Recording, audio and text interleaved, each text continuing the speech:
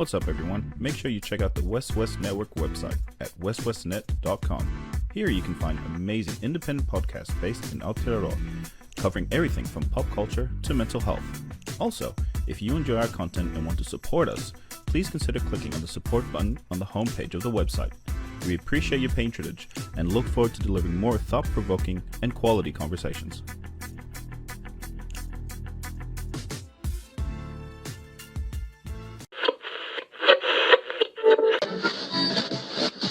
West, y'all.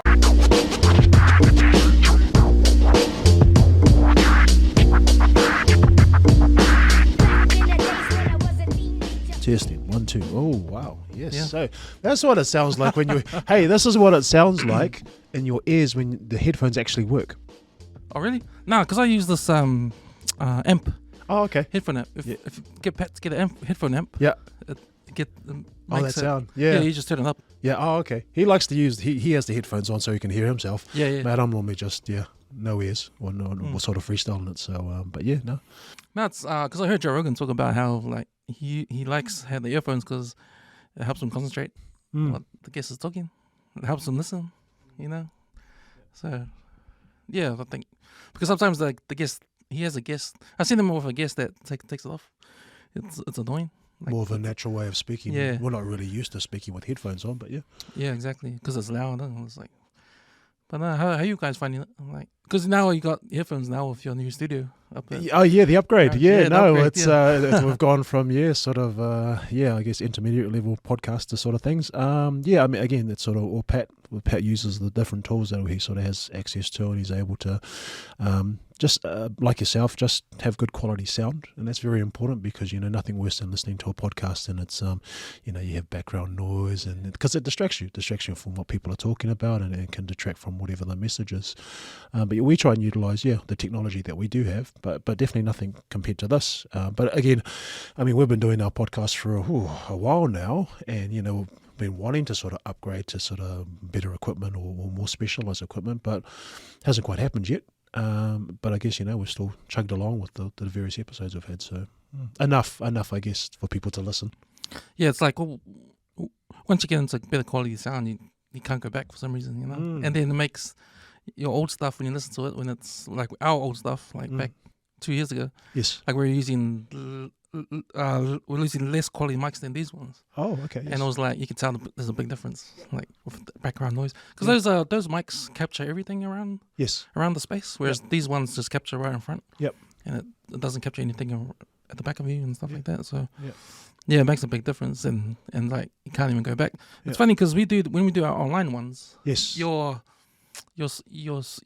sort of a slave to whoever's got what equipment on their end. On their end, yeah. Yeah. And whatever their internet connection is and speeds. So, that's right. So, especially with us, because when we like to do our other podcasts online, like someone might not have a mic. And someone might have the gaming mics, which aren't really good as well. Oh, okay. Yeah. So, it's sort of like we're trying to get everyone mics now. Yes. We're trying to we're trying to save up some money and just to distribute some proper microphones to do online. It doesn't have to be a fancy one, just nice USB powered mic.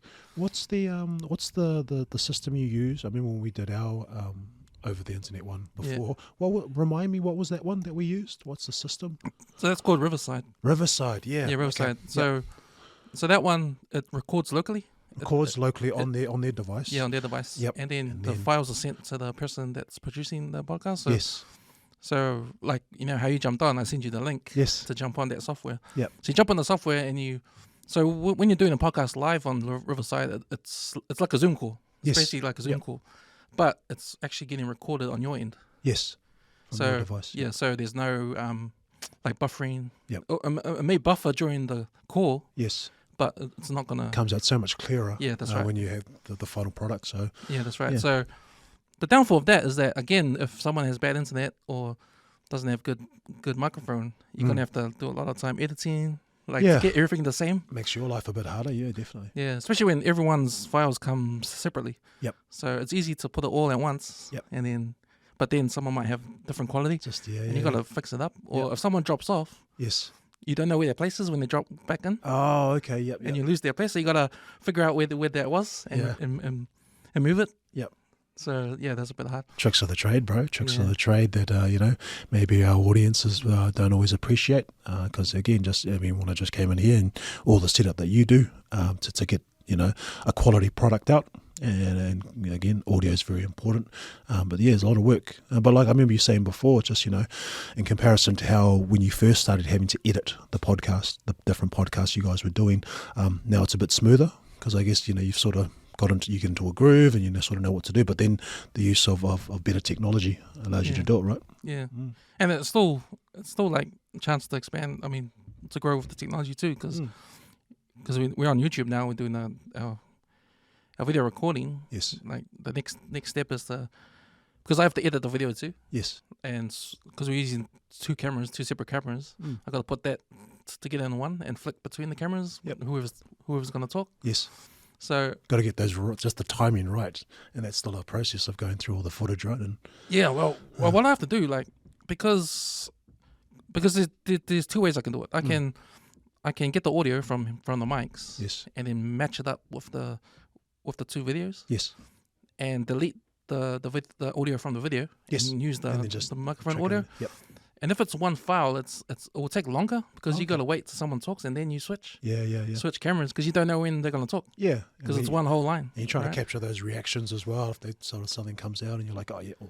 Yeah, exactly. So you actually got to listen to the whole thing all over again. Yeah. To capture the part. Or what you do is, or what I do now to make it a little bit faster. Yes. Is to get the separate audios, like your audio. Like for this one, I'll make our audio separate. So I'll have mine. Yep. And I'll be down, but there'll be a huge gap where you talk. Yes. So that's when I know I switch the camera. So I don't have to even listen to it. I can just look at the pattern. Yeah. And you can read the Matrix. I can read the Matrix. You can read the Matrix, mate. Works, there you go. Read the Matrix. All right. Okay, Tank. All right, then there you go. And that's cut the process a lot of time.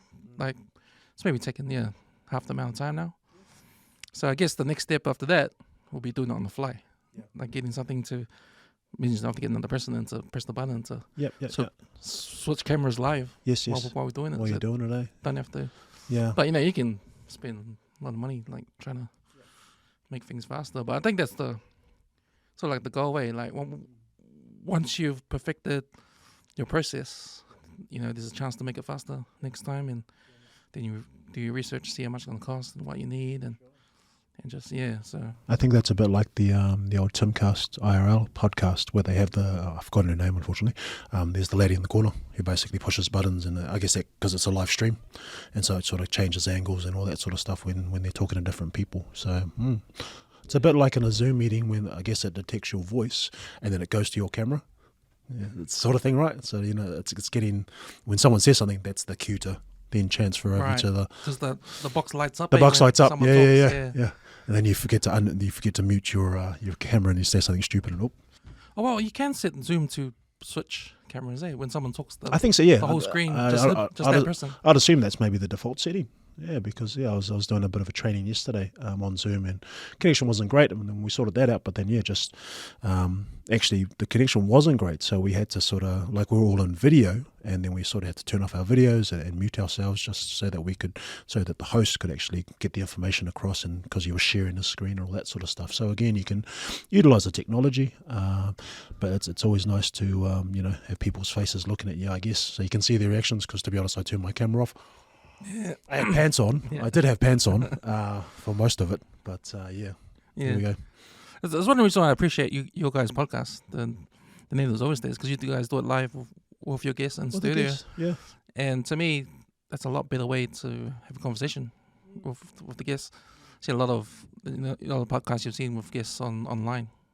But you still have the same problems, like you don't know how good the quality is, and there's a lagging thing going on, and sometimes it takes away from the conversation. It can. I mean, there was obviously during the lockdowns, we had a few of our podcasts online, like you said, it's not quite the same being face to face, or even just the quality, because, like you said, the differences in say equipment or Wi-Fi speed and all that sort of stuff. But it's one thing to sit down and share not just a conversation with someone, but space and time. like the VAR. It's very important for us to, to have that connection, and then you can connect in those various ways. So it's, and Patrick enjoys but like yourself, opening up the studio. His man cave studio, which is, it's gone through its iterations, and it's got a few different compartments, and there's a bit, we jam in his little music studio at the back, or we take away the table and he piles on too many weights and I can't lift as much as him, but things like that. So multi-purpose studio, which is kind of what you want, right, as a man. Bit of a man cave, you can do all the things that you want to do, and then leave the house to the rest of the family. So yeah, no, it was pretty good. We had the privilege to come. I had to come over and do an episode with you guys. But congratulations on the getting over 50. Yeah, like it wasn't long ago. You guys did the 50 or reached your 50. Yeah, not too long ago. And it was something that we'd. I think that was one of our goals to get to 50. And yeah, it was very special to have both you and us. And again, it was just again thinking about the bro, and I guess I know for myself and Patrick, we only got to spend maybe 4 or 5 hours with the man, but that was quality time, and he definitely left an impression on us. And the work that you're continuing to do here at the Wes Network is very important, and continuing his legacy. But he's definitely someone that we won't forget, and that we always sort of look back with fond memories. The Four Horsemen, I think we referred to ourselves back then. You must be Ric Flair. But it was awesome to have you guys over, and then this collaboration that can go on amongst podcast hosts. Like you wouldn't see like in mainstream media, TV1 reporters going on TV3 or things like that. But it's nice when you can, sit down with people, like-minded people, not all, and like I always say, not people you're always going to agree with on everything, especially when they're New South Wales supporters. But at least it's, there's that space to be able to do it. And we can sit down, and you come to our place, we come to here, and it's a good way to share information and stories. A good example of podcasts, what it delivers for listeners is actually the Brian Williams one you guys did. Okay, yes. Because that he's a public figure. He's pretty famous around in New Zealand in the rugby circles. He's he's that guy, and to have him on your guys' show and just casually have a conversation about a bit of his career, and you guys, I think Patrick didn't really go down the Moana Pacifica stuff, but in terms of because he said on the podcast he appreciated the remembering coming on the podcast and just talking about reminiscing his life, because he said he was getting on there, he was getting old, and he's playing crossroads with his wife, and he's trying to keep mentally sharp. Yeah, mentally sharp. And one of those things was just to talk about what he did. And that's pretty cool. Yeah. And even like we talk about like TV and radio, like to get a guy like Brian Williams in. I like to think that they probably won't get the insight into talking to him the way a podcast would do, because if you think about the media, he's like sort of like old news sort of thing. He's been around for ages. Yeah. And whatever he does now with the support for Moana Pacifica, you sure they have him on, but generally it'll be like, nah, he's like, maybe a few passing comments as opposed to sitting down. And if you remember This Is Your Life, do you remember that show from it's been around for a long time, and it wasn't like This Is Your Life, like that sort of show, but again it was an opportunity to, it's this we always, like you guys, try and capture the stories that might not have been heard already. I mean, when he talked about his time in South Africa and all that sort of stuff, and that's that stuff that you sort of see pictures of him, but for him to actually share that experience was really cool. And obviously, being the figure that he is here in Auckland, Ponsonby Rugby, all that sort of stuff, all his time with Manu Samoa, and I guess a person from that generation that were here during the 50s and 60s and all that sort of stuff, and then the life that he's been able to live. But what I did like about that podcast as well is that even at his age, still physically strong, mentally well, and that's a testament to obviously himself, looking after himself, and maybe as rugby players sort of go through their careers now, there seems to be rugby players are developing more psychological and physical problems post-rugby? And is that more a reflection of sort of the speed and the size of players these days? So when you look at players that have CTE, I've forgotten off the top of my head, probably because of too many knocks to the head myself, players coming out now and saying, I've suffered with concussion, I've suffered with CTE, I've got all these problems now physically wrong with my body. Yeah, the recent one with Carl Heyman. Carl Heyman, coming out. It's dementia he talked about. Yeah, dementia. And again, I was listening to Jim Hamilton on the rugby podcast that he does with Andy Good, and they was talking about, he was talking to a colleague of his who was talking about, he heard that within the rugby circles there were people, I guess best way to say it is taking the piss, and that they're claiming that sort of, as a way of getting compensation for having played the game for a long time. Maybe they didn't have those sorts of concussion issues, for example, but they're sort of claiming they were. He didn't name names or anything, but I was like, oh, that's interesting, because again, when you give your body over to a sport over a long period of time, especially a contact sport like rugby, yep, you're going to have problems. You're going to have bumps and bruises, depending on, especially if you had lots of injuries and all that sort of stuff. But for people to take advantage of it sort of shows human nature as well, which is a shame if it is true. But again, you want to, I guess, for all the young people out there that are playing sport, hopefully just be encouraged to look after your bodies as much as you can. You can't stop yourself from having a concussion. You don't know how you're going to react. But the recovery aspect of playing sports is huge now.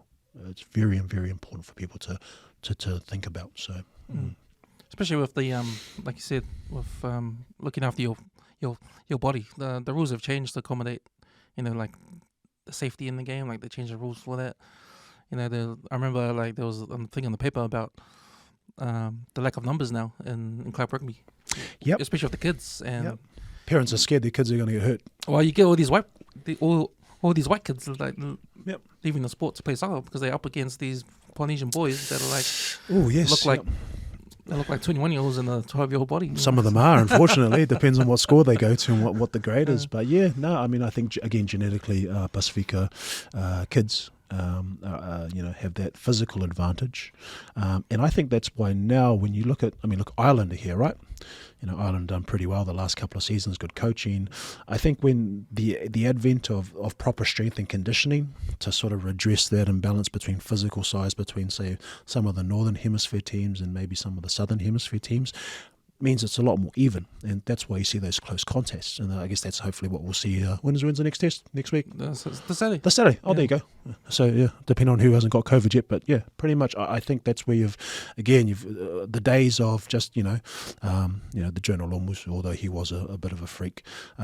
Even Brian Williams in his time, like you look at Brian, he probably wouldn't look too out of place in a modern day team, but most guys would have dwarfed him. And that's talking, and that's at a time when everyone used to think, oh, these big South Africans, Afrikaans genes, German, Dutch genes, but no, it's the physical specimens that run around in rugby. And then if you compare that, say, to NFL. You look at the athletes running around there, bro. That's just that's God's handiwork. Because good Lord, there's some big humans, especially in the defense. Yeah, to encourage eating. And yeah, poking up in that. Yeah. And again, it's you've got a particular job, and you can't be moved. So it's but it's still cool to watch. I don't know, you get into a bit of football, so that's cool. But yeah. Yeah, because I think when you think about the incentives of making the game safe, the change on the rules. And then you see all the red cards going on in the games. Like that's a reflection of that. Like the new rules coming in and the players trying to adjust with the. Because you can't tackle below the chest. No, you can't. You have to tackle below the chest. Is that right? I think it's chest height, mate. Yeah. But maybe nipple line. Maybe on nipple line, because anything sort of just above nipple line, the potential anything that's. And again, I'll be honest. I can honestly say the last game of rugby I watched was the 2019 semi-final when we lost to England, and that was just the first half. Since then, I've probably watched like highlights of different games, but sort of following like the tackle rule now is basically nothing above the chest, from what I understand. Again, that's and anything to a hit into the head. Yeah, straight red. And again, like you said, it's trying to condition players to again, drop their height and go and cheek to cheek, like you try and teach the kids, get cheek to cheek when you make those sideline tackles, for example. But again, the size and the speed of players these days, and that's across both games. That's across both sexes. Yeah. I think there's only there's two sexes, but anyway, even in the women's game, because again they're also adopting the right sort of strength and conditioning protocols that make them bigger, faster, stronger, and make them, I guess, more competitive. And that's why you see teams like France and England beating the Black Ferns now, because I think that physical advantage, where even our women who are physically stronger and bigger, that's evened out. And that's always going to be the case. And I mean, everyone's sort of, when I listen to commentary on Radio Sport, wherever it is, how are we going to go in the next World Cup? We're going to get out-muscled by France again, or even out-muscled by the Irish. It's like, well, yeah, I think it's because, again, you've got the same levels of strength and conditioning, the same expertise, the same types of recovery, I think, as well, because teams have to be smart how they look after their players. So yeah, I think it'll be interesting come next year to sort of see where we end up. They brought in RTS in there to sort of hopefully make a difference, but if you're getting out muscled up front, yeah, nothing's going to happen for the backs, bro.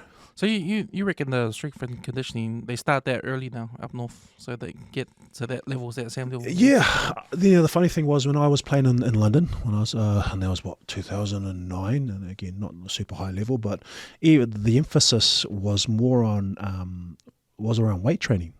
And not around like skills, and like, because down there the fields are softer, so especially in the forwards, they wanted us to be strong, and have some skill, but really they just wanted us to maul and push in scrums and lift and lineouts, as opposed to have that those ball skills.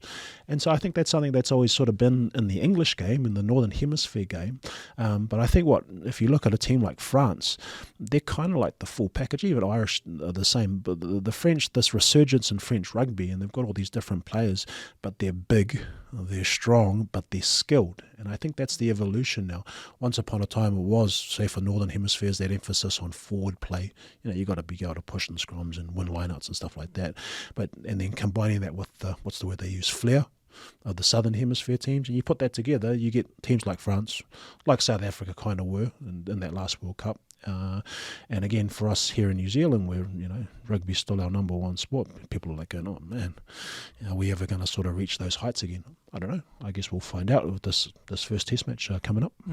So it's always evolving, eh? Like, yeah, with the rule changes, and then with how you condition new players, your teams, and that. So it's always changing, eh? So it's kind of, it feels like to me like these changes happen like constantly, that it's hard to keep up with, the players to keep up with what's going on, because I remember the boys on Counter Rock were talking about, they were talking about how Auckland clubs were being told to use Lucy's as props. Oh yeah, sure. They wanted that sort of taller, leaner. Alex Hodgman's a good example of that. Yeah, exactly, and Norfolk too, in a way. Yeah, because they were like the first props that weren't short and wide. They were like tall and lean, Yeah, those two are perfect examples. Good examples of the modern day prop. And is that like to combat the? Is that like to say we need props that are more mobile and the speed of the game? I think speed, I think so. A lot of that has to do with the speed of the game, and again the improvements in field. So field's a lot firmer. Even here, like, I mean, you go play on Eden Park or down the line, go Westpac Trust Stadium or whatever it is. Nice firm fields. When you've got when you play in a bog in a slow field, well then you can have big sloppy old forwards like myself who can waddle around. But when you're playing on AstroTurf or when you're playing on these fast fields they have, it's got to be, you've got to have faster players. I think it's also indicative of again what the advent of professionalism in rugby and becoming a TV product. You want to sell to audiences, so it's got to be fast. The game has to be fast. Players have to be fast. And when you watch the difference between, say it's a Super Rugby game and a club game, you can see the difference in speed, the slower pass or the slower players, and that's not appealing. And I guess that's sort of one of the criticisms around female sport. And not that I'm a big fan of female sport. I've coached a lot of women's rugby teams and girls rugby teams, but it's just as a product or watching it as a spectacle, it's not as fast. But they've got good skills and all that sort of stuff, but it's the speed, because the athletes aren't as big, as strong, as fast. In comparison to each other, they can match each other. But if you compare a men's game to a women's game, well, then you can see the difference in speed. Yeah, so it's and then I see more recently with the I think the World Swimming Association sort of kicked off this push towards pushing back against sort of trans athletes performing in women's sports. And so, did you see that about the trans? Yep. So again, they've made that commitment. Oh, they've basically said, well, instead of having biological men compete in women's sports, like Leah Thomas, for example, well, no, have your own division, and then go hard. You can compete in that. I think the rugby league have just confirmed they're doing the same thing, and then netball, and I think even athletics are starting to look into that. So I think we talked about it probably that first podcast we have. Are we going to see a trans division in different sports? I think we will. Yeah, rather than again biological men competing against women, because again the obvious advantages for biological men, and I think the new rule is if they've transitioned, and this is the probably the scarier part, is if they've transitioned before they were 12, then they can compete. But if they've gone through puberty, a full course of puberty, and developed as a biological male, they'll still have that. Like Leah Thomas, and I guess we can use her example because we're talking about swimming. She still has that advantage, even though she's gone through all the hormone replacement therapy and treatment to bring her testosterone levels down. It's still going to be high. She still has bones. Yeah, and I mean, it would be a bit like if, I mean, I'm heading towards 50, but say I wanted to play rugby again, and I was all of a sudden identified as a woman. Well, you know, if that's my reality, and I go and start playing against, you know, in women's rugby, you know, I'd be pretty handy, you know, but that's going to disadvantage all the women that want to play. I see what you mean about the trans thing, because you know you were talking just a few seconds ago about the spectacle of women's rugby. You get a trans competition going. We'll be watching. Yeah, because it's a lot faster. Because it's faster. Yeah. Yeah, hard. Yeah. Wow. Yeah. I mean, if you think about, well, again, NBA, WNBA. When you watch the NBA and you compare it to the women's NBA, there's no comparison because you got, you know, such a difference in speed. And that's not to say that women's basketball women's sport is important for women, because women should be able to play it. They should be able to compete against on an equal playing field. That's what sport's supposed to be, a level playing field. Now, obviously, if it's professionalism and, you know, other people are going to have advantage, and you have salary caps and all that sort of stuff, but you still want to see, because then it encourages people to stay healthy.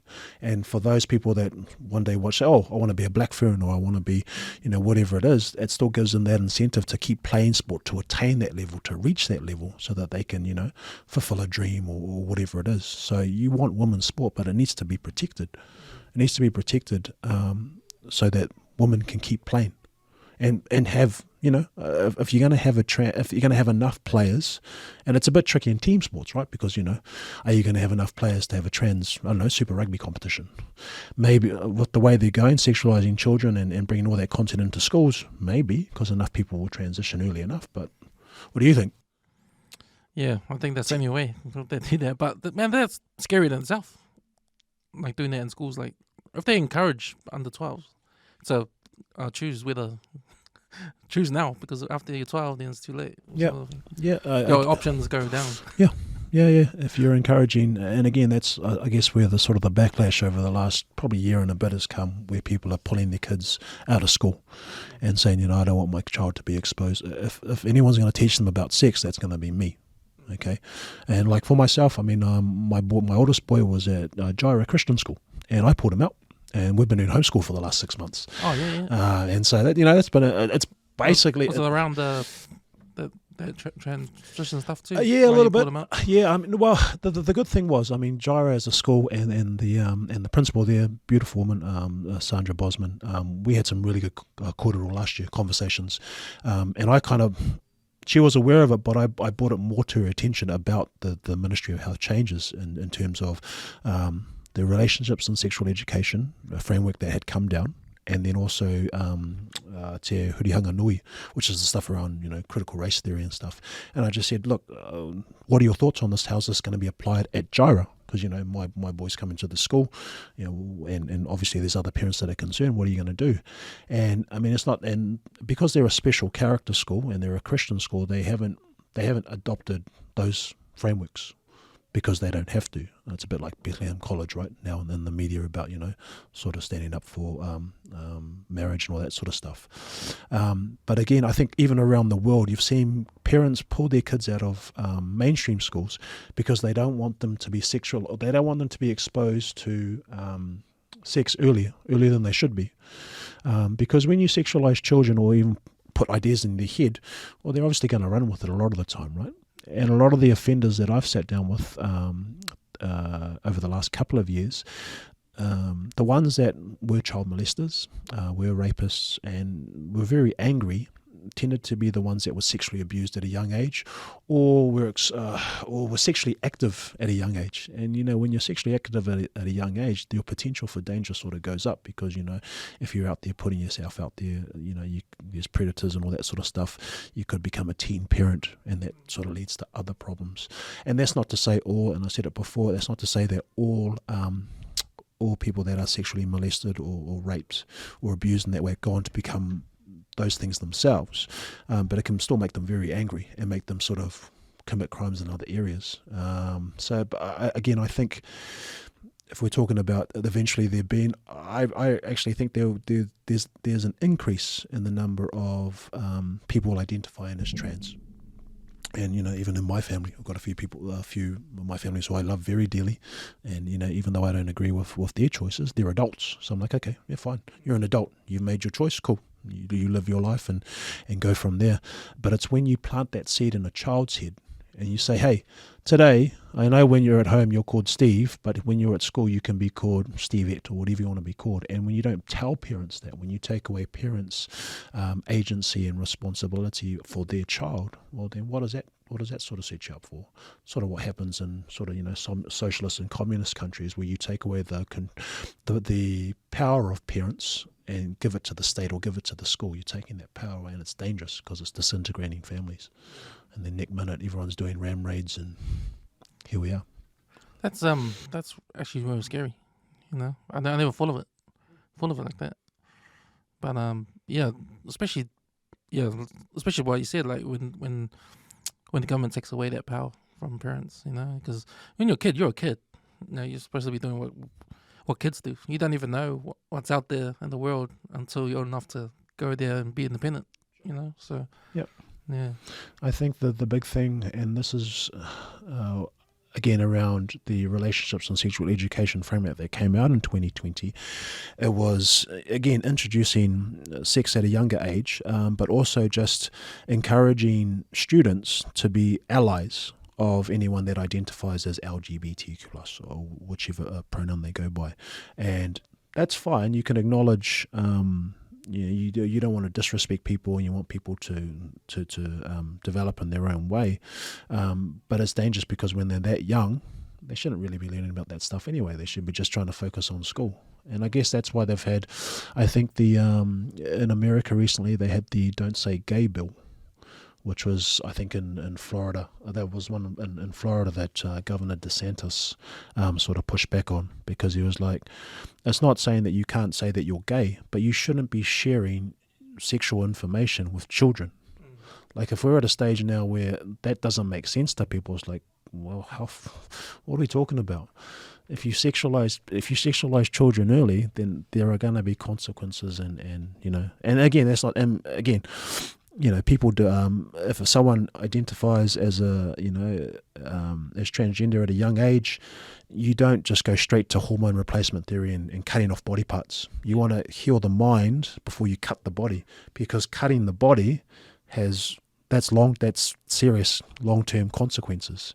And then what if that child, and then that's where you see there's a lot of people, there's a number of people that are trans who have become detransitioners. Have you heard some of their stories? And these are people that at an early age said, oh yeah, I'm transgender.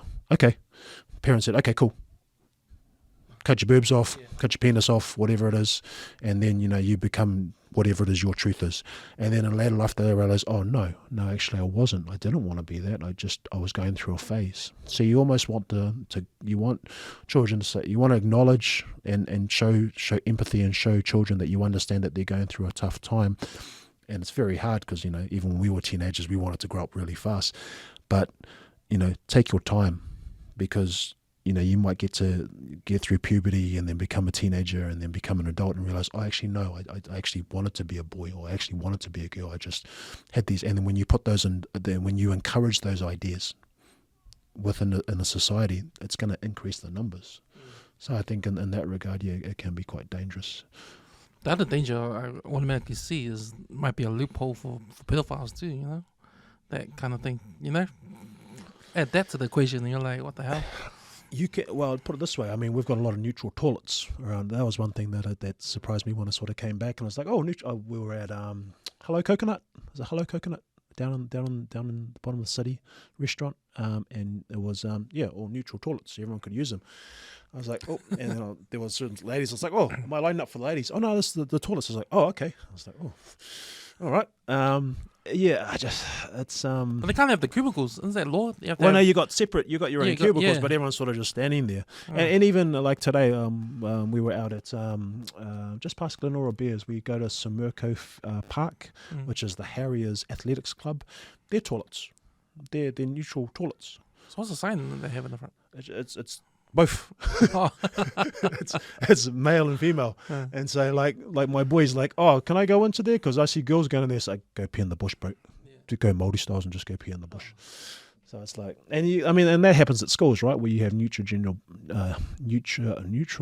gender bathrooms, Now, when I was a teenager, if I think about it, and all of a sudden you said to me, hey, if you want to identify as a girl today, and, so you can go into the girls' bathroom and probably in my case have a bit of a perv, why not go ahead?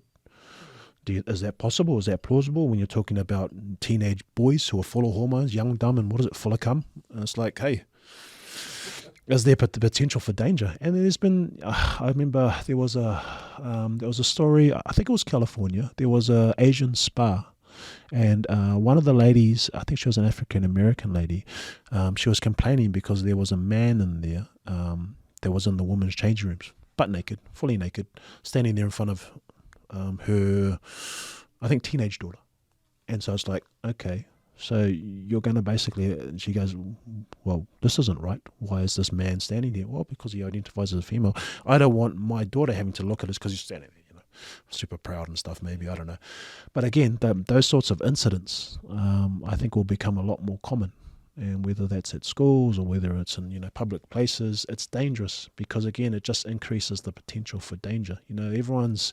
Our world today is we're worried, we want to keep our kids safe, almost to the point where we suffocate them, right, with helicopter parents and all that sort of stuff. But if all of a sudden you have to genuinely worry about your teenage daughter or going into a bathroom where there could be a whole bunch of men who identify as being female, but, maybe aren't, they're just wanting to do that, and it's like crazy. When you took your son out of the school, was other parents doing the same thing? Yeah, so we're part of at Gyro there was a couple that did, and then we joined. So Tuesdays we're part of the West Auckland Christian Homeschool Group, and so there's about 40 families. That some of them have been homeschooling for a while, but there was a whole bunch of us that came on board this year. And so what the homeschool group, like obviously we all go and homeschool our kids at home and follow our own curriculums and all that sort of stuff, or we get an approved one. But we just come together because obviously kids, like for me, I try and make sure my boy is playing with other kids every day. So we do different sports and different activities every single day, so he doesn't miss out on the social interaction or that social development. But a number of families that we that pulled their kids out of school. That's why you saw the increase in applications for homeschool last year. Yeah. And some people are still waiting for those approvals. Here we are 6 months later, right? They're still approving, or they've taken their kids to school, then all of a sudden found out, oh no, they're talking about stuff that I don't agree with, and so they've taken their kids out. And so that's why you've seen an increase in homeschool in New Zealand and worldwide. Parents are worried. Parents, again, I come from education. I told you that before, and I believe in education can be a good thing, can be a positive thing. But again, when you're introducing things that are detrimental, that can harm children or take away their identity, or even lead to physical and psychological problems, you take them out. And for us, that comes with a bit of stigma as well. I mean, homeschool. Why don't you just send your kid back to school? I guess I have the ability to do it because I have flexibility in my work, and and having been an educator and sort of knowing how to teach, I can understand not everyone has that option. And there's plenty of people out there that I've spoken to say, I'd love to pull my kids out of school, but then I've got to go to work. My particular career, I have to go to work and all that sort of stuff. So it's definitely been a good option for a lot of people. And like the group that we're a part of, that we go to on Tuesday, it's a Christian group, and so everyone's sort of very similar. They're trying to walk with the Lord and sort of live that lifestyle. But again, it's the funny thing is, I did want to share because I knew this would come up, is a lot of them went down to the protests in Wellington, Yes. and and a lot of them, and all of them, anti-vax, or do you want to call anti-Comirnaty, and a lot of them, like when the process happened, I was never compelled to go down, and I can't say I'm not anti-vax.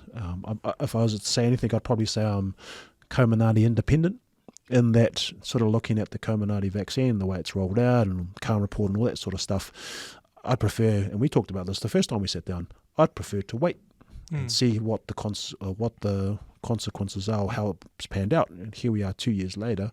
Well, we've kind of seen how it's panned out, and we've shifted away from vaccine mandates and all that sort of stuff. Yeah, whether the that crisis seems to be coming down to a close. Well, it's definitely come down, and it's sort of been replaced with Roe vs. Wade or Ukraine and Russia sort of thing. But just time. You want time to people.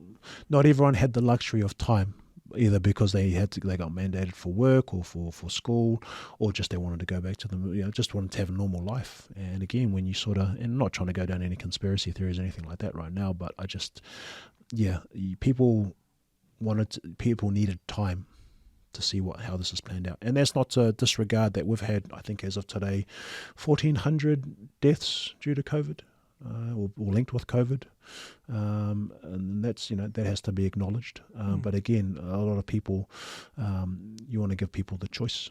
Yeah, I've got family members there who never got the vax and got COVID.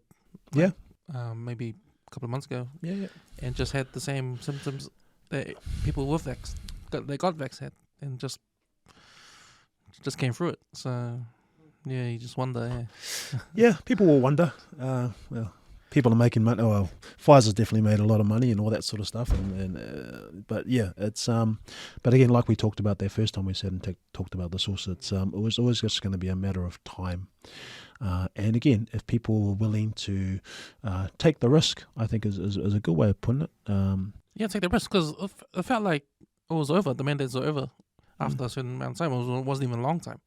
So it was like, if a lot of people knew that, they're probably willing have bothered. Maybe. Yeah, maybe. Yeah, I mean, there's a lot of people that have, gotten the shots, but they won't get boosted and all that sort of stuff. And it's like, okay. Again, when you look at the Calm reports, I think the latest one, Calm report number 43, according to that report, and that's from MedSafe, right? So this is government information. Again, if you were to compare, we've had about 1,400 people die. They're linked to COVID. According to the latest Calm report, I think it was maybe 226 people have died or had have died actually after taking the vaccine. So anything that can kill that amount of people that's officially been, collaborated by the government, that's concern. And that's why a lot of the people that went down to that protest, that's what they went down for, because they'd seen adverse reactions or someone had died in their family, and so they wanted to make sure that they were heard. And I guess a lot of people that did go down, they're just anti the mandate. They just said, why are you going to stop a nurse from doing their job just because they choose not to get vaccinated when we're crying out for nurses, or teachers or policemen or firemen or whoever it is? It's like crazy. Because then the fireman took it to court. And won the right to work. There was just a recent case with a number of churches, and I think one mosque that went to. I was listening to I think it was on radio, on news. Sorry, they took the government because you had that period where schools were open, but churches weren't allowed to open, and it's just like, well, hang on, it's you should give people the choice instead of So it's yeah, I guess we're at that stage now. It's 2022, not 2020 or 2021, where people are just trying to get on with life, trying to rebuild, trying to deal with inflation. And of course, if you're going to print all that money, that's where inflation comes from, right? Because there's been a steady incline or increase in prices over the last 2 years, as opposed to just when Ukraine and Russia started doing their thing. And that's what happens when you print off a whole lot of money. If there's more money in the money supply, well, that means prices will go up because there's more money to use. So things like that, those are the real issues that people sort of need to focus on. I mean, how's it been for you guys? Just in the last 6 months. Yeah, things are going up in price everywhere, especially going out to eat and stuff. It's like, man, like heaps. But every time that happens, it's never gonna come down. Yeah. But that's causing inflation. But and you want to support local businesses too, because so many of them are closed down. So you're like, oh Jesus, that much? Oh, okay, sweet. There's some pay wave. There's enough money. Hope there's, oh yeah, sweet. And then but again, that's the world. That's the world that we live in here in 2022, and we want to look after each other and get through it and all that sort of stuff. But just crazy times, and it'll be interesting to see next year. I'd assume National will probably come in and probably have similar policies and stuff, but we'll see how we go. Yeah, that's funny you said National might come in, because I think there was an article in the New York Times, I think, about Jacinda Ardern and how she heard about a recent trip to America.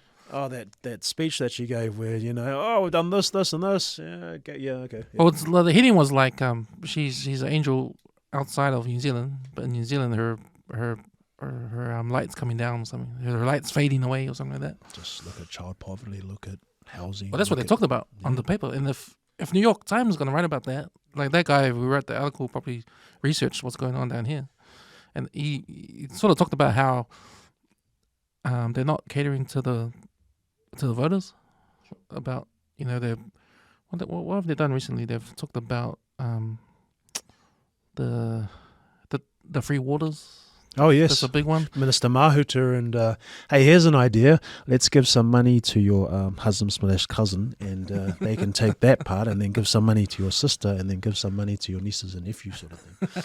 Nepotism at its best, eh? It's been that sort of came out. That's just sort of come out recently, right? But I remember hearing that a couple months back. People were already digging into it and saying, "Oh, what's going on here?" Because if you're gonna I think the big issue was there was no consultation process or no interview process. So instead of just, these people were assigned, these Māori advisors were given this money to do it, instead of going through some sort of consultation interview. If they've gone through some interview and they were the best people in that role, then fine, cool, okay. Then you bring them in and pay them. And so can you tell me what is free waters? Because all I know is that it's going to take over water care? So it's shifting the control of water instead of with the councils. And that's water care? Yeah, things like water care and whatever, the depending on where you are, and basically giving it to the government or some sort of centralised organisation. And so people are like saying, well, no, don't leave the care of the water to the people, to the local councils and the local people. That's why there was pushback from councils, because they're like, no, leave the power of the water with us. Instead of, because when you centralise it, it's going to create more jobs. Okay, but it's going to create more bureaucracy.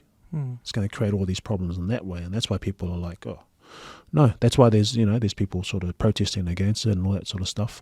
But it's going to go through. It's going to go through because that's how this government works. They'll pass legislation in the middle of the night, and then next minute you'd be like, oh, okay, it's passed. Next minute you got a Māori health authority and all that sort of stuff. Yeah. I think that was the point of the article about talking about her lights coming down in New Zealand, because they're prioritizing the wrong things.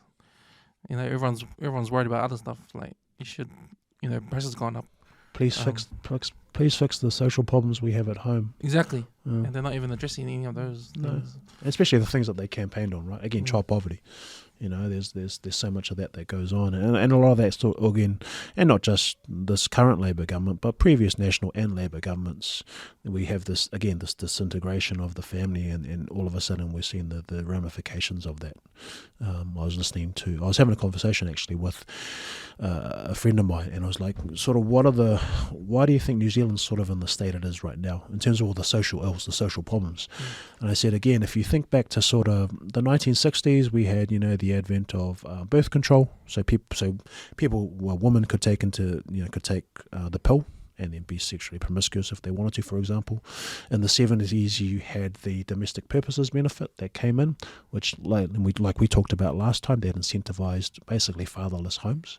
And when you take a father out of the home, you know, there's the potential for danger there, because then another father or another daddy might come into the home, and we know what happens there.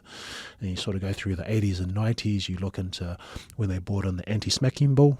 Now, we all remember, I've forgotten her name, but remember that lady that beat up they had her on camera beating up that kid in the chest? Lady, someone lady, whatever. I've forgotten her name, but we all remember that, because we don't want to see kids getting abused. But with that, you took away, again, parents' power to try and discipline their kids. Now, that's not to say that kids weren't, you know, I remember, like, my dad used to come home drunk and beat me and my sister up, which is why my sister left when she was a teenager. And so, you know, not to say that stuff doesn't happen. But when I've sat down, and this is, I guess, where I have a little bit of a different insight, is when I've sat down with parents from, say, Tonga or Samoa who are born there and that are around, you know, and their kids that have offended that are around sort of 20 and a little bit older, they felt so powerless because they couldn't discipline their kids like they would have in Samoa, although their family structure, so that part of their upbringing had broken down. Now, for Samoa is, you know, for aloalo and being respectful and all that sort of stuff. But when you, even if you're in a home with two parents, and this is what I will say, even when you're in a home with two parents, but you can't discipline your children and try and, you know, stop them from going off the rails, well, then of course they're going to gravitate towards crime and all that sort of stuff, and gangs and all that sort of stuff. I was having a friend of mine, she works at New Linmore, and she works for Sterling Sports, and she was saying this kid came in and stole a mannequin. Yeah. Like, grabbed the mannequin, because I must have wanted the clothes on the mannequin, took off, and she went to chase him, and the security was there, and she goes, Are you gonna stop this guy? He goes, oh, we're not allowed to touch them. Oh. You're not allowed to. They're stealing property from the store that you're supposed to be securing. And so it's like, again, you've this push towards, you know, sort of you want to make it safe for children from abuse. But if you depower parents to keep them on, because it's their job to keep them on the straight and narrow, not government. It's because they're the ones that have the most invested into them. I mean, for me and you as fathers, we want to make sure our kids grow up to be good people, right? So it's up to us. If they don't turn out to be good people, well, most of that should fall on us, because we haven't done the right things by them, right? So it's, yeah, and here we are now, all these sort of problems and ills, and it's like, wow, a lot of it you can trace it back. You can trace it back to sort of those things that happened in previous decades. If I can think about what they're thinking when they make up these rules, and that, like, are they thinking like they're putting it on the parents to educate their kids, like, you're not allowed to smack, this smacking rule. So what's the alternative? It's up to the parents to find out the alternative. See, if the security guard can't go and beat up this kid that stole the mannequin, can't at least tackle him and take him to ground and restrain him until the cops get there. Yeah, because it's not his responsibility; it's the parents' responsibility, right? That's what they're thinking. If you can't control your kids, then, and if you're not allowed to use the old ways, you know, use alternative ways to control your kid, but that's all on you. Yeah. But again, as a parent, that's your first responsibility. And again, if you've got two biological parents that, you know, love each other and love that child, they're going to do what they need to do to make sure that child is raised the right way. And again, be a good person in society. And again, when that dynamic breaks down, and for all these other reasons that we've already talked about, then you're going to see a generation or this sort of thing happen. Yeah, because if I think back, like, I was raised how I was raised. Like, if I did something bad, you know, I got a hiding from it. Yeah. Because it was like a way for my parents to say, this is wrong. This is your punishment. This is the consequences from doing the wrong thing. Stealing, answering back, you know, not doing the chores, the vows and that, like being cheeky, you know. So you don't do that because you're gonna get a hiding. You know? You're gonna get a hiding, yeah. And you know, after I've went through that, that's cool. I'm the man I am. Then when I have kids, I'm gonna think that's the way how my parents raised me. But now I can't because of the whole smacking law stuff. Now I have to think of a new way. I've got no experience in any new ways. Well, yeah. I mean, you know, when you're physically bigger, and again, that's when I've sat down with people who come from single mother homes or solo mom homes, like, until the point where they were big, up until the point where their mum was bigger than them, then, you know, she could control them, and usually that was a lot of times through hidings and stuff. But once that child was bigger, and mum smacking you is like, okay, mum, whatever, then there's that chance that they're like, oh man, bugger this, I'm just going to go, because your mum's not physically big enough to stop you from doing stuff. I remember when I and then they get the grandkids. Yeah. And they, how come you didn't tell me off like that? Yeah. Well, grandparents are interesting, right? It's I always find it like, I quite looking forward to becoming a grandparent one day, because you get to take off the parent hat and sort of just feed sugar and chuck sugar at them and that stuff. But I guess when you get to the stage of being a grandparent, because you've already been the parent and you know how to raise children, you can be almost like the good cop sort of thing. You can spoil your kids, because there's a balance. The counterbalance is the parent, right? The counterbalance is, okay, well, I'm gonna be really nice to him, but I know that I've hopefully raised my child to make sure that they keep it balanced, so that they become a better person. But yeah, I'm pretty sure when we're grandparents, bro, yep, want a beer? Hey, what? Going back to the homeschooling, so there was no other school we could take a son. There was no option either. The interesting thing was that, so Dominic is 7. We knew when we took him to Jaira, we wanted him to go to a Christ-focused school, a Christian school. But even back before he started at Jaira, I said, I wouldn't mind trying homeschool, even if just for a year. And it just so happens that we went through basically his first 2 years of school was predominantly online learning, and then he got to go back in, and I was like, well, he's 7 now, why don't we try homeschooling for this year? And so that's what we've chosen to do, and we'll see how he goes next year. I ask him every day, hey, you want to go back to school? No, I'm good. Oh, it's all right, because we have a bit of a routine, and our routine is pretty simple.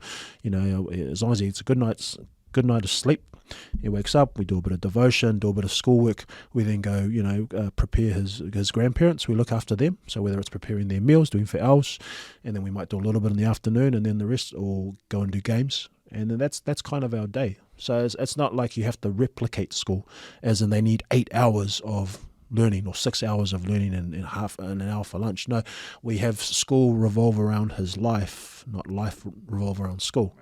And like I said, I think probably even now he probably plays more sport now, because every day I've got him doing something. Before he's playing a bit of rugby and for Kumio and stuff, but now it's like every day, we're going, whether it's over at Wesley Community Centre or Newland Community Centre or like the homeschool group, he's got to be doing something every day with other kids. And when we go to church on Saturday and Sunday, because we lead the praise and worship team, he's playing music, he's playing games, he's getting that interaction with other kids. So just minus, I guess, the stuff at school that we don't agree with, or that if it was to come in, we wouldn't agree with, because again at Jaira they haven't adopted that stuff that I talked about before. So I can see how homeschooling now would be appealing to a lot of parents, because especially through the COVID, kids were staying home anyway, and I don't think the government did a good job trying to, salvage the kids. Like, you hear stories about kids not... That's why we had all these kids doing crime straight after the lockdown, because, the whole school thing was like, just the memory in some cases. Yeah, if they didn't have devices, if they were sharing devices amongst a whole bunch of siblings, it's hard. It's not to say that it's being a homeschooler, I guess, it's trying to make sure that... my boy develops a love for learning, and so a lot of the time it's just catering around him. He likes to. I give him some screen time and game time, and he loves playing Stick War Legacy and all these strategy games. And so I try and twerk my lessons around that. I want him to be able to write about a story. Well, write about this game that you're playing right now. And then that's something he enjoys, and then we can work on spelling, and then you add maths in, and bit of technology stuff as well. Try and get a bit of coding in there, like we talked about last time. I remember what you said. So yeah, little things like that. But again, it's still if you have the ability and the flexibility to do it. But if you don't, because you got to go to work, then that's the, I guess, the sacrifice you make. You put, if anything, I would say just make sure, if your kids are still at public or any school, just make sure you understand what they're being taught, And and not everyone gets to sit down. You work a long day, you come home, you're not going to be able to sit down and go over the material with your kids or homework, all that sort of stuff, depending on their age.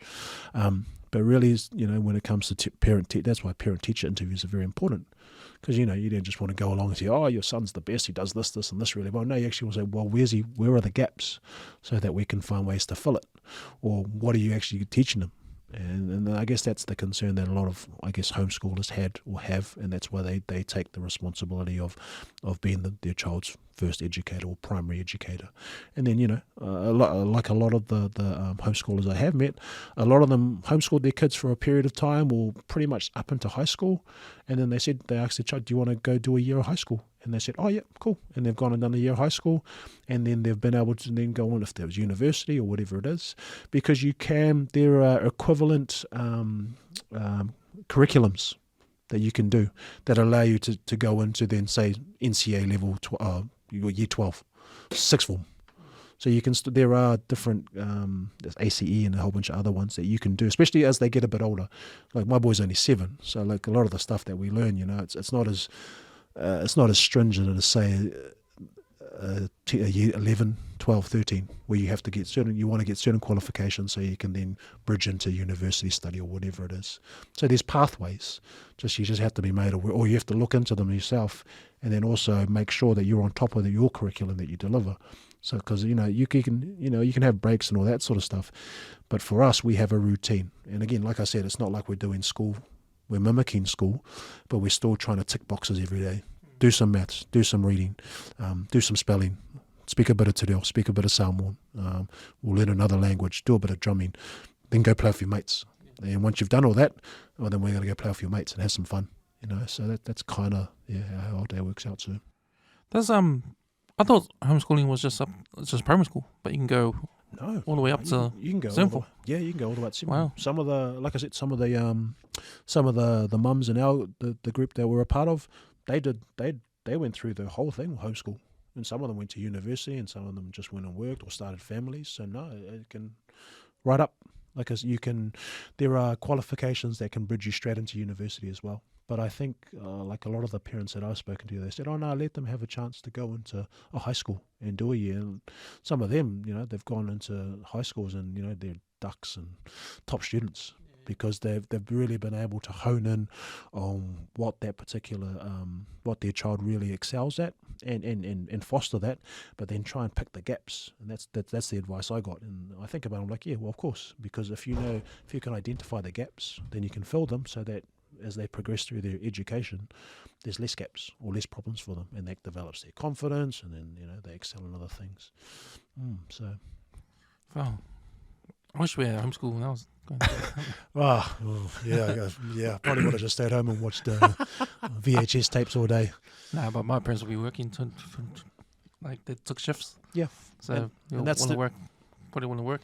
And that's the reality of the time, right? Mm. Again, when you look back to the 80s and the 70s, or more for us, I guess the 80s as well, parents were working and all that sort of stuff. And so that option wasn't really there. So did they give you the curriculum for that year up front? And it's up to you when... There's many different curriculums that you can go into. So there's ones that the Ministry of Education can provide you with, and if you choose to go that one, then you can get them all. There are other more Christian-based ones, the ACE, which is one of the ones we follow. But there's some parents that get overseas curriculum. All right. So sort of Cambridge stuff or sort of overseas, and they use that. And again, depends on the age of the child, but just there's lots of options. Like again, and you can sort of tweak and change which curriculum you want to cover. You just got to make sure you deliver it. Because I mean. So a typical year, could you do everything within 3 months, and that's a whole year? Potentially you could, but you'd probably want to space it out. And we kind of. So you don't align with the holidays. Yeah. Oh yeah, no, definitely for us. Like for us, we holiday. We're cheeky. We have an extra week there or an extra week early, so it's kind of like being at uni again. But yeah, that's what we've done so far this year. Just when the terms, when it's school holidays for the other kids, well, it's school holidays for us. And again, right. I think the holidays we've had, we said, I have an extra week. because we had stuff Right. like levels going on and all that sort of stuff. But So you're not tied down to that schedule, the No. school schedule, holiday schedule. You can, yeah, like, if you're hard out, you can do it all at once, and then the rest of the year you can relax. But again, it comes down to what you want your child to be. And I know for us, I want my child to love learning. Yeah. It doesn't matter what it is, Yeah. and just to have their confidence to learn different things. Learn about podcasting. When I was on my way here, he goes, "Oh, we off to podcasting." He's like, "Oh yeah, I think I'll have a podcast one day." I said, "Is it going to be about Stick War Legacy?" He's like, "Yeah, probably about Stick War Legacy." And he starts talking away, and I'm like, "Okay, bye bye. Yeah, see you, mate." Yeah, that's the thing. Learning never stops. Yeah. Be a lifetime learner, eh? That they encourage you to do, and then that way, you can always learn different things and different skills. With your work in the courts, like, have you seen the crime epidemic we seem to be having now? We've got all these ram raids happening around Auckland. There's a lot of news on the gangs in the news, all of that, 501s, and there's that. Yeah, there seems to be a lot of crime, especially in the city. Yep. In Auckland. Yeah. It's the interesting thing. So have you been real busy lately? I'll be honest, bro. We've actually slowed down quite a bit. Oh, really? Because there's been a less of a demand for Section 27 reports. There's been a lot of adjournments because of COVID. So sort of sentences been.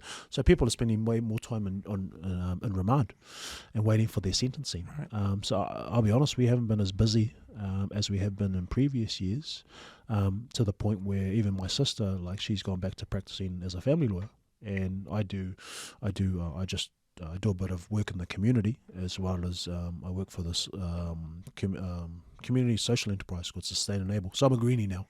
Climate change is real, and I'm a socialist, big government. Something like that. But I have to say, in terms of our work, it's actually, we haven't been getting it, and the lawyer said to you, we're probably going to find this year there won't be too many of those reports coming your way because of a lot of adjournments. So people are obviously there's crime happening, but the demand for the reports aren't as big. It's almost like it comes in ebbs and flows. So I guess that's kind of the other reason why I sort of have been doing other things. So because you still got to pay the mortgage and all that sort of stuff. But I mean, again, this increase in crime and very visible crime. When you're turning on the news and hearing people are getting stabbed over the shore, it's like, whoa, really? North Shore? Okay, or people getting shot out just up the road here in Te Atatu South or whatever it is. There's a lot of things happening.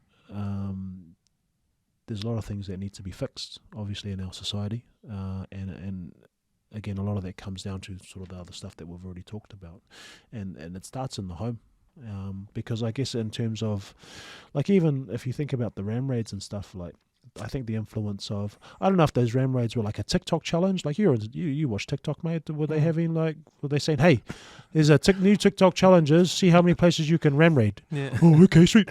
Everyone gets in their cars and goes and steals the car. So it's yeah, that's been the internet phenomenon. The challenges, but I think the internet was a big culprit of these ram raids as well. Like, people trying to, I'll do one better than you, and I'll do this. Yeah, I think I saw something down the line where someone used a digger to crash into the BP. Yeah, that was crazy. Did you see that? Yeah. Like, oh yeah, okay, you win. Man, if you can operate a digger, bro, that's good money, bro. That's some good money there. You can make way more money than just doing a one-off ram raid and then going to jail. I think you're watching too much Commando when you use that digger to bust through that. Oh yeah, true. They gun store. Yeah, true that. Oh, that's classic, Sino. Yeah, that's classic, bro. Yeah, man. Wow. Oh my, crazy. But no, yeah, lots going on in the world today. And at the end of the day, you would just want to keep your family safe and keep people around you safe. So, but if you're having to worry about getting stabbed or shot or anything like that, or drive-by shootings, that's kind of, again, the stuff you see on TV or in movies, right? But no, it's happening right here. And it's not to say that violence. You think back to the 80s and 70s when the Samoans and the Tongans used to try and cut each other's heads off and all that sort of stuff.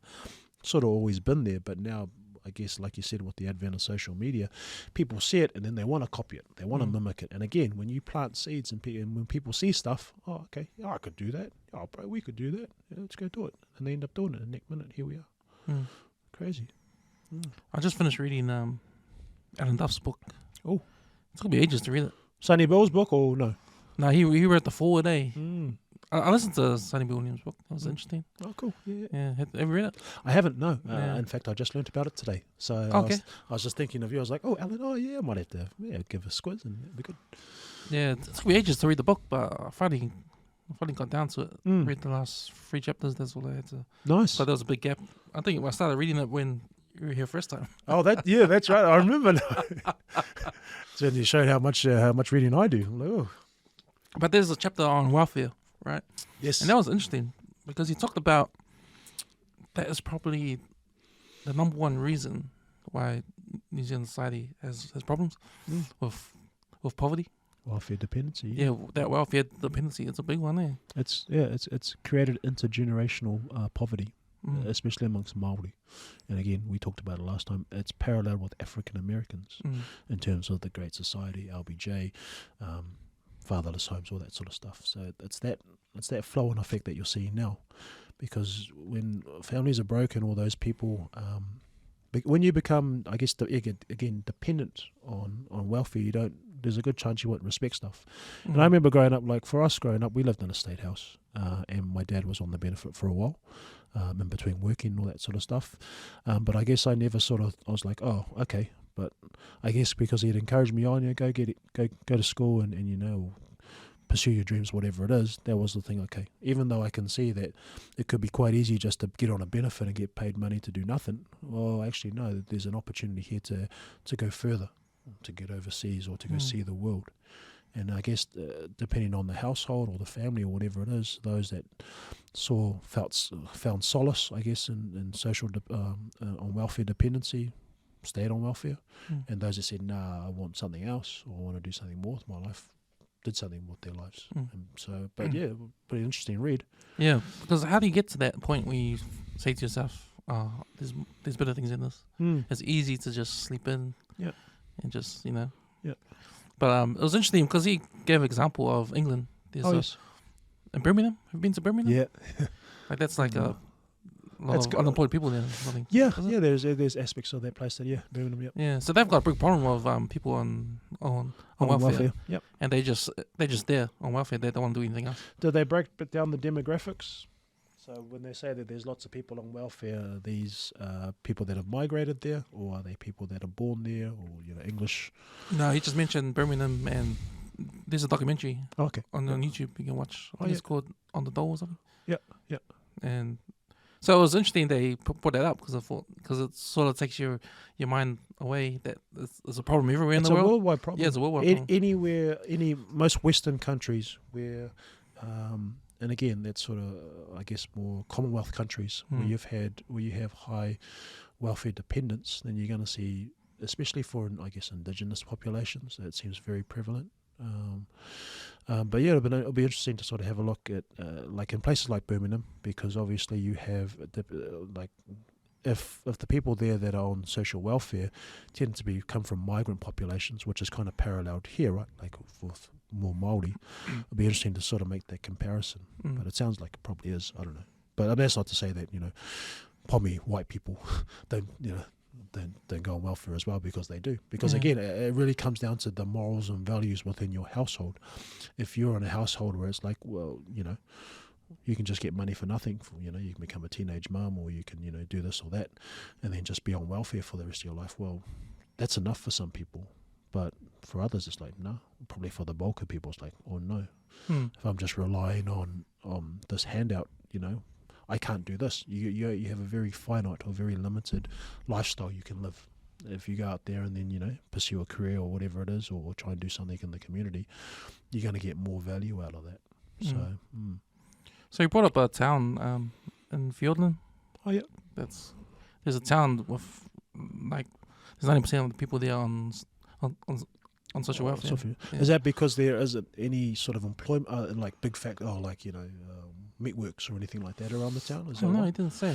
But he said it's enough for them to buy your Chinese takeaways and your bread and milk and your alcohol. Yeah. And that's all on the government. He was talking about, like, they have drink ups every weekend. Sure. And it's all on the government. And so why would you want to do anything else? Yeah. Sort of thing. And he was talking about how he talked about this experiment he read about, and it was like a tug of war. tug of war, Yeah. and depending on how many people we got on the tug of war, Mm-hmm. if you got so many people, there's certain people that won't pull as hard because they know there's a lot of people in front of them That sounds like that do all the work. That sounds like the Pareto principle. You heard of that? It must have been that. Pareto principle, where only a certain, so it's usually like the 80-20 rule, where 20% of the people do 80% of the work or 50% of the work. So yeah, it's a good analogy. So, because, so he compared that to what's happening. Yeah. Like these people have mindset that I'm entitled to this for free. Yeah, I don't need to do anything else. Well, it'll be interesting to see if that particular population, how many were Māori, because again, there is a level of entitlement amongst Māori. As a person, as a Māori person, that's not easy to say, but especially in regards to the effects of, when we're told the effects of colonisation and all that sort of stuff. Yeah. If like when I see my whānau that are dependent on welfare or have been, they're like, well, the government took our land. Well, why don't I just take advantage and just get a benefit and not have to do anything and just live out my life? Yeah. So you see a lot of that as well. So that's kind of thinking he was against. Like, it's time to not use colonization as an excuse. Stop using it, bro. Stop using colonization as an excuse. Yeah. He talked about how the entitlement part, and he said, let's look at entitlement. Let's look at entitlement from the upscale, up at the top. Yep. So you have all these wealthy corporations and these CEOs who are entitled to these $1 million salaries. Yep. So they're entitled to that. Yeah, building stuff. Yeah. They built it from the ground up and all that sort of stuff. Yeah. Yeah. So he compared he was talking about there's a spectrum of entitlement. You got the CEOs at one end, then you got the social welfare and Okay. the bottom end. Yep. Which was, I don't know what his point was there, but it was interesting. I think just showing that in society there, and we talked the last time about, I'll use the term meritocracy lightly here, because meritocracy I think is more when we talk about sport. The best players make the biggest bucks. Within a society, you're going to have this spectrum of people who earn different types of amounts of money. Those people that tend to build things that then, I guess, employ or create jobs for other people are usually going to be the people that make the most money. So if you're the CEO of some big company that employs a lot of people, Amazon, for example, Jeff Bezos, there you go, is, I guess, an example, you're going to be able to make money because you can leverage off employees, because that's how it works, right? The people, CEOs, or one level, a CEO gets paid more money because, one, they've probably invested the most, they've built up the company, but then for every employee that you have, a bit of their input and their productivity is paid to you. Right, and then at the other end, you have, if you're someone that's just on the benefit, well, you're not employing anyone, you don't have anyone in an organisation that you can leverage or get residual income from. So maybe that was the point, that again on that spectrum, and that's, I guess, indicative of most Western capitalist societies, because you have the spectrum, you have those people that build stuff, and that's, I guess, that can be abused and has been abused a lot in different societies, because people can lie, cheat and steal and be dodgy in business and make all this money, and then other people will miss out. But I guess it gives incentive for those people that are coming on this end of the spectrum to aim for something. And if it's morally good, and you can help a lot of people, great, then you'll have a fulfilling life. But if you can only lie and cheat and steal your way for so long, eventually you'll get cancelled or cut down, because someone will want to pull you down. They're like, nah, man, you can't be a shoddy business person and stay a business person forever. I don't think, at least, as eventually people will try and, or if you do get to that level where you can, you have lawyers and accountants who can funnel money to your Cayman Islands account, then maybe. But it's moralistically, it's not ideal. I believe that. Once you get to a certain point, you can cross that line and FU money, and the rules and the rules are not morally right, but the rules are catered for those wealthy people. Well, that's how rich people can stay rich, right? Because they have an accountant who does some creative accounting. If you've got a creative accountant who can make sure that you don't have to pay all that sort of tax and GST and all that sort of stuff, then you're gonna. Because that sort of level, like I heard the name financial engineers. Oh yes. Oh, I mean, interesting. Yeah. I mean that name itself, that's dodgy. Because when you think of engineer, you think of someone that makes something, a bridge, to help people get across, a building stand up. Yep, safe. And then when you come across this word named financial engineer, what the hell's happening? Wow, there you go. What are you engineering? Financial engineer, that's a good one. I mean, because that was a name that came up in the whole, the stock market crash of the house loans back in 2000. The housing bubble in 2000. Yeah. And that whole thing with the that system of buying the loans from the banks and putting into insurance, getting insurance to get the okay of the different levels of different kind of loans. Financial engineers invented that. That's where the financial engineers came from. There must be a lot of financial engineers in the Federal Reserves around the world then, right? They must be full of financial engineers. Crazy. It is crazy. Yeah. And you just wonder, where does it stop? Where does it end? And how big a gap is that going to be in the middle? You know? Well, I think you're starting to see the downsizing, I guess, is one term you could use, of the middle class. You're starting to see more of your working class, and you definitely got and we saw that during COVID, right, when a lot of their billionaires were making even stupid amounts of money. And when you have small businesses, which are often run by middle class people, starting to be shut down and chopped down, then you've got this even bigger gap now between the rich and the poor, because there's a reducing middle class. You need that middle class because they're usually, again, the small business owners, the people that sort of cover that gap and hopefully create a bit more competition and can cater to the working class, because the rich, the 1% or whatever you want to call them, they're set. They're doing their financial engineering, and they're good, But then it's you need middle classes, because often it's the middle classes that will, say, for example, employ people in the working class, And and that's what we've seen.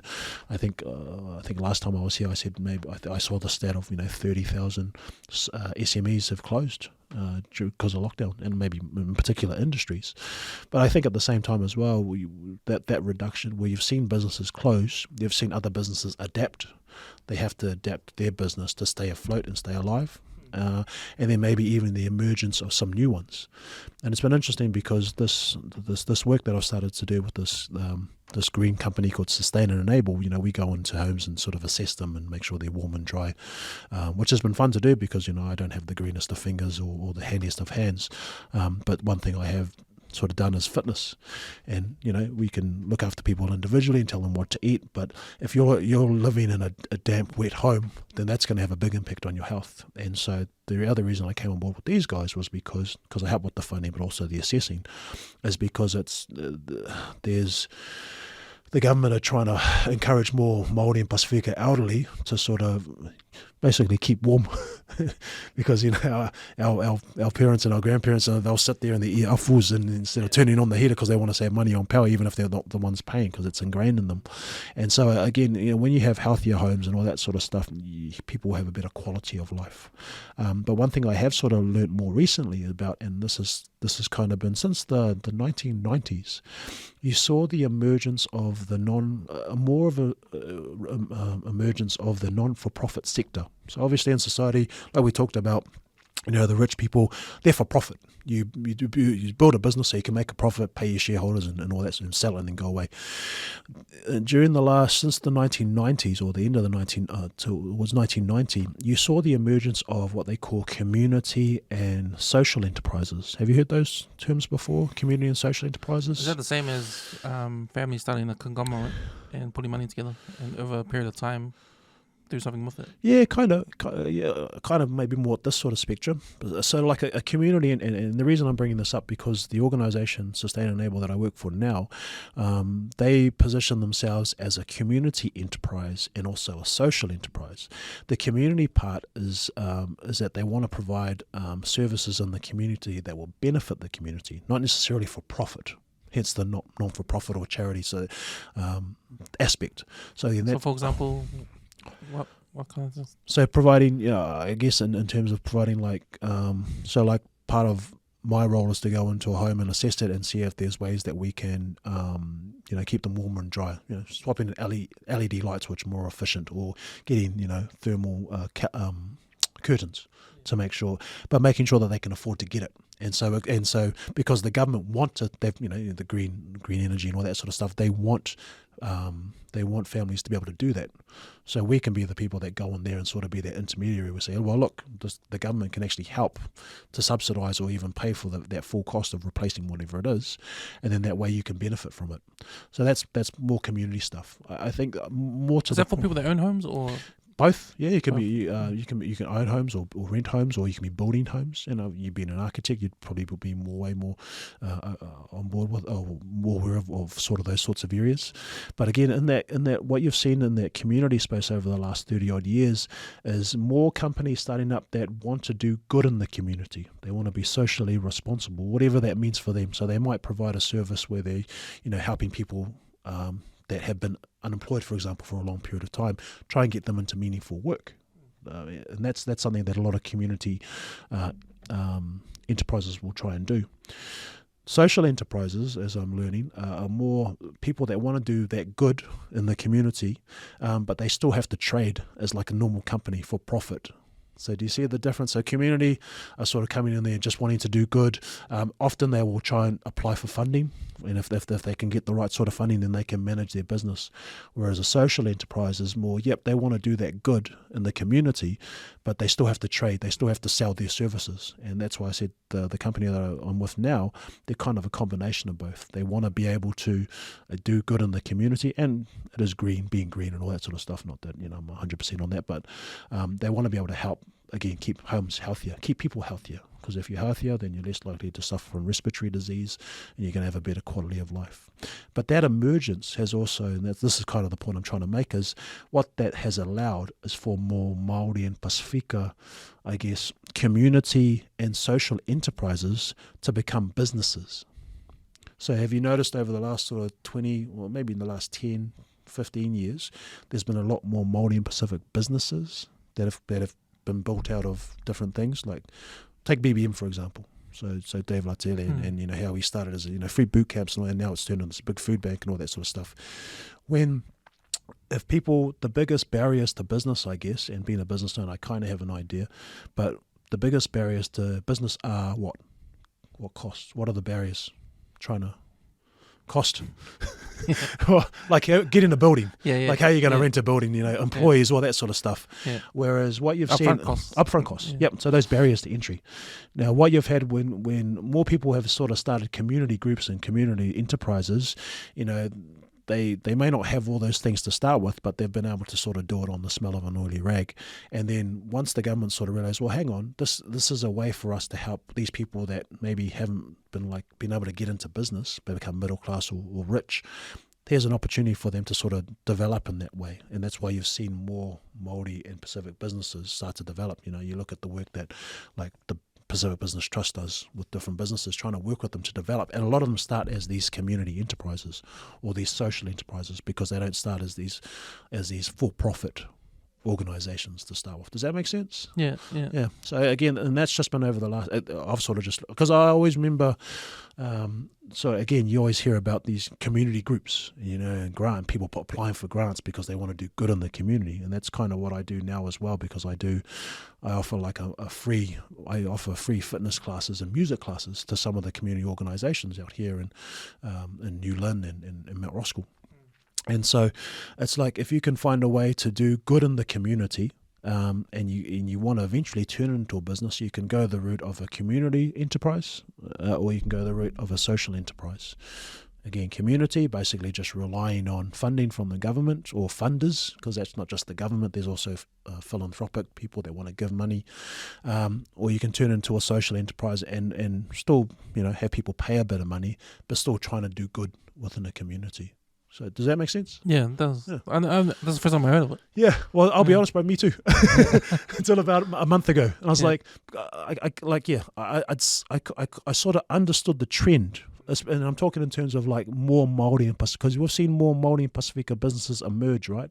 And that doesn't mean not like a huge percentage of them have come from these, but because our people smart, intelligent, start their own things, whatever it is. I've seen a lot of organisations come up.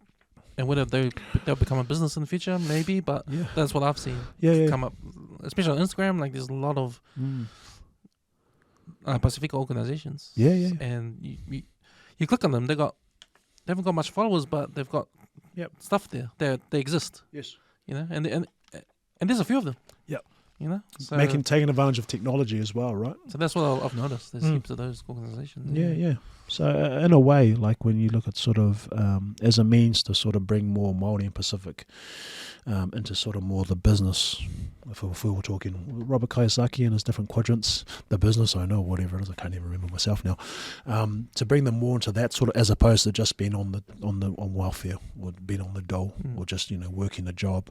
If you can find a passion in something that's going to bring good and bring value to the community and be able to support your lifestyle and your family off it as well, that's a positive, I think. But that can also be subject to abuse, because you know, all of a sudden, if you know how to play the system, you know, you can get funding for all sorts of things and do nothing. And that's where the argument around, you know, sort of community groups, what exactly are they doing? You know, and even charities. Like I was having a conversation with a funding manager from Foundation North. They're like a funding organisation, and there's been a lot of retaliation to the number of charities. That's they've been on the news recently. Charities, they're trying to change the rules around. Because they get a tax break, right? Yeah. I mean, you can be like, for example, you can be an LLC, a limited liability company, but with a charitable constitution, which means you get good tax breaks. So you can operate as a business, but, you know, not have to pay as much tax. So what I heard on the news was apparently New Zealand has got the most charities, like 10 times more than anyone else in the world. It does, bro. Because of our laws. Yep, and because of this process that's happened since the 90s, because they've tried to increase the social good, the good things in the community, the things that people in the community need, like charities, but it's come at a cost because you just have this overabundance. I mean, I was even considering myself starting a charitable trust as part of the stuff that I do. Take advantage of the tax break. yeah, pretty much. Well, I was trying to think, because I mean, obviously in the report writing, we're a consultancy, we're a limited liability company, you know, we pay GST and all that sort of stuff, and it gets an accountant and all that sort of stuff. And I was trying to look at different ways to do it because of the sort of work that I do, offering free exercise classes and free music lessons and stuff. But the advice I go, you're better off starting off as a limited liability company and then consider getting a charitable constitution, because then that'll give you a bit of tax relief. And it gives, so I was like, okay, cool. But again, there's so many different charities out there, and again, people are asking, well, the funding that goes towards these charities to help fund them on top of the donations that I get are coming from taxpayers. And again, whenever it comes down to taxpayer, what you pay tax for, what I pay tax for, is it being spent the best way? And you know, so that's the other thing to consider with charities. Well, a lot of these rich charities are been around for a long time. They've got a lot of assets now. Oh yeah, definitely. You know, yeah. Well stocked. So I think it's been on the news. I heard on the news this week. So it looks like there's been an investigation into it. I don't know, like. Is the government going to change the rules about it? That's what they're doing. And they're prolonging or delaying charities getting registered. Like it takes you, I was told, that's why you're better off starting a company. Otherwise, you're going to be waiting 6, 7, 8 months to do anything. So you might as well just start a company, start doing your work, you know, sort out all the other stuff, and then go from. If you really want to make a difference in the community, if you really want to bring that social good into your community and whatever that is you do. So yeah, but charities, heaps of them, tons of them. And, you know, and again during COVID, you walk around and they're standing up there. I mean, we donate to a couple of charities that we feel are definitely worthy of of sending money towards. But again, a lot of charities, the money that you are putting in the collector is just going to making sure that they can do their signage, and then they can pay people to basically promote the charity, and it doesn't necessarily get to the people that it's supposed to. So that's, I guess, the one thing that will turn people off from charities as well. They're like, well, what's the point? And you're just trying to, it's almost like, do you see the syndicates with the guys washing the windows sort of going around? I've heard that comparison being made. Well, that is community work. Wow, it is. Yeah, it is. Yeah, if you got to keep those windows clean, but you know, and you know, when you sort of driving along, you get to know some of them as well, and you have a bit of a chat. Say, hey, bro, how you going? Good to see you. Here's some money. It's when they start wearing high-vis vests. That's when you know it's been legit. That's legit. There you go. Yeah. That's when they're really taking their work seriously, and then but it's at least they have the freedom to do that. And I guess if they're getting off there, but it's not easy because I mean, if you sort of notice, there's a lot more people begging. A lot of people out there begging, and younger too. You know, it's not and a range of people. And then you sort of see a lot of the people that, you know, if I go up to the bakery and someone's sitting out there, I can't say that I won't necessarily always offer them money. I say, hey, do you want a pie or something? Do you want something to eat? And, you know, and they're like, oh, yeah, sweet as. What do you want, bro? So you can do things like that, right? And because, you know, some people will say, oh, you shouldn't give to them because they're just going to go spend it on meth or drugs. Maybe. But, you know, we are encouraged to care for the most vulnerable in society, and that's those people. You can, you know, have that Christ-like character and help look after them still. Don't help them feed their drug habit, but man, help them to have a feed or a nice cup of tea or something. So I always wondered about them, and when I was thinking about the crime happening, people breaking into shops and stealing money, like we live in like FPOS cards and the PayWave. So you just need to steal you just need to steal a card now. So I just don't think there's much cash out there, you know, and even in shops. Cashless society we're heading towards, right? Yeah. Well, like when the Reserve Bank put out that survey, was it last year, asking people whether we should go to a digital currency, and that's been floated all around the world. Yeah. And again, that sort of ties in this push towards a one world currency and all that sort of stuff, with Bitcoin stuff, and Because especially with those beggars on the side, like no one's got coins. I don't see anyone with coins these days. Like that's why I always see them. They ask me, man, I just got my card. I never carry coins. And he pulls out an FPOS machine. Like, well, that's the thing I was gonna say, because we finished this church out in Botany Downs. Oh yeah. And they've got FPOS. Mobile FPOS. It's like a stand, like a sign. Yeah. With a mobile FPOS. Yeah, and right. you just pay with your card. It's the same thing. Walk through. Yeah. And it's already set to $2 or something, or $5. Yeah, the surcharge and stuff. Yeah, they just set the price, and you just walk past, tap, and go. Yeah. Go in the church. Tap and goes. There's your thing. There's your donation. So there's tithing. Yeah. Those beggars should have that machine in front of them. Well, I tell you what, they probably eventually will, and it'll just be like on this yet. Fist bump. No. I need you to boop, do the thing on here. I'm like, oh, okay, true. All right. Oh, wow. Yeah, bro. It's interesting you say that how your job is to go around these houses and make sure they're warm and that, because, man, everyone that works complaining about the prices of housing. Oh, sure. Going up, especially because they're going to change the law again with because, you know, with the insulation, it's measured by R values, so it's going to go up even more in Auckland, and it's never been like that before. Like, because I remember when I started work, you didn't have to worry about that in Auckland as much. I mean, you could have like a single glaze window, but down in Christchurch, it was all there. So you need double glazes. You need double glazes in Christchurch. You need insulation. R values are high. Mm-hmm. I think, and then up here, R values are going up. Now it's going to go up again. Yeah. And I think they said it's going to put another $100,000 onto your house. Probably. Yeah. Yeah, makes sense. Yeah, everything's going up, and all in an effort to read the different codes and all that sort of stuff. New Zealand Building Code, and it's So I think they're saying like they don't understand what you guys are doing. Yeah. Like, see, my boss, he's old school. He said, "Man, I just put on a jersey. Yeah. What's wrong with that? Chuck on a hoodie. Yeah. If it was up to me, I won't put anything in my house and just wear." Yeah. Just have a fireplace and sure, chuck on a hoodie, and that's me. I don't need to spend thousands of dollars on having external installation and all that sort of stuff. It's and again, I'm very new to it myself. That's why I was looking forward to coming to talk to you, because I knew you'd have a lot more insight into it. But I'm like, I can understand how you want to have people in healthier homes, because again, healthier homes mean healthier families, which means less likely to go to hospital and all that sort of stuff. But again, it's got to be affordable. It's got to be affordable. When they talk about, and that's why I like Kyle, because who runs our company, he's all about affordable sustainability. Can people afford to make those little changes if they can't get it all subsidised or whatever? Because everyone's struggling, right? People are struggling. People might have lost work or lost businesses. If it's sustainable and you can create those behavioural changes, cool. If it's going to mean they're going to have a high quality of life. But, if they can't afford to get solar panels or whatever it is and the installation stuff, well, then it's not for them.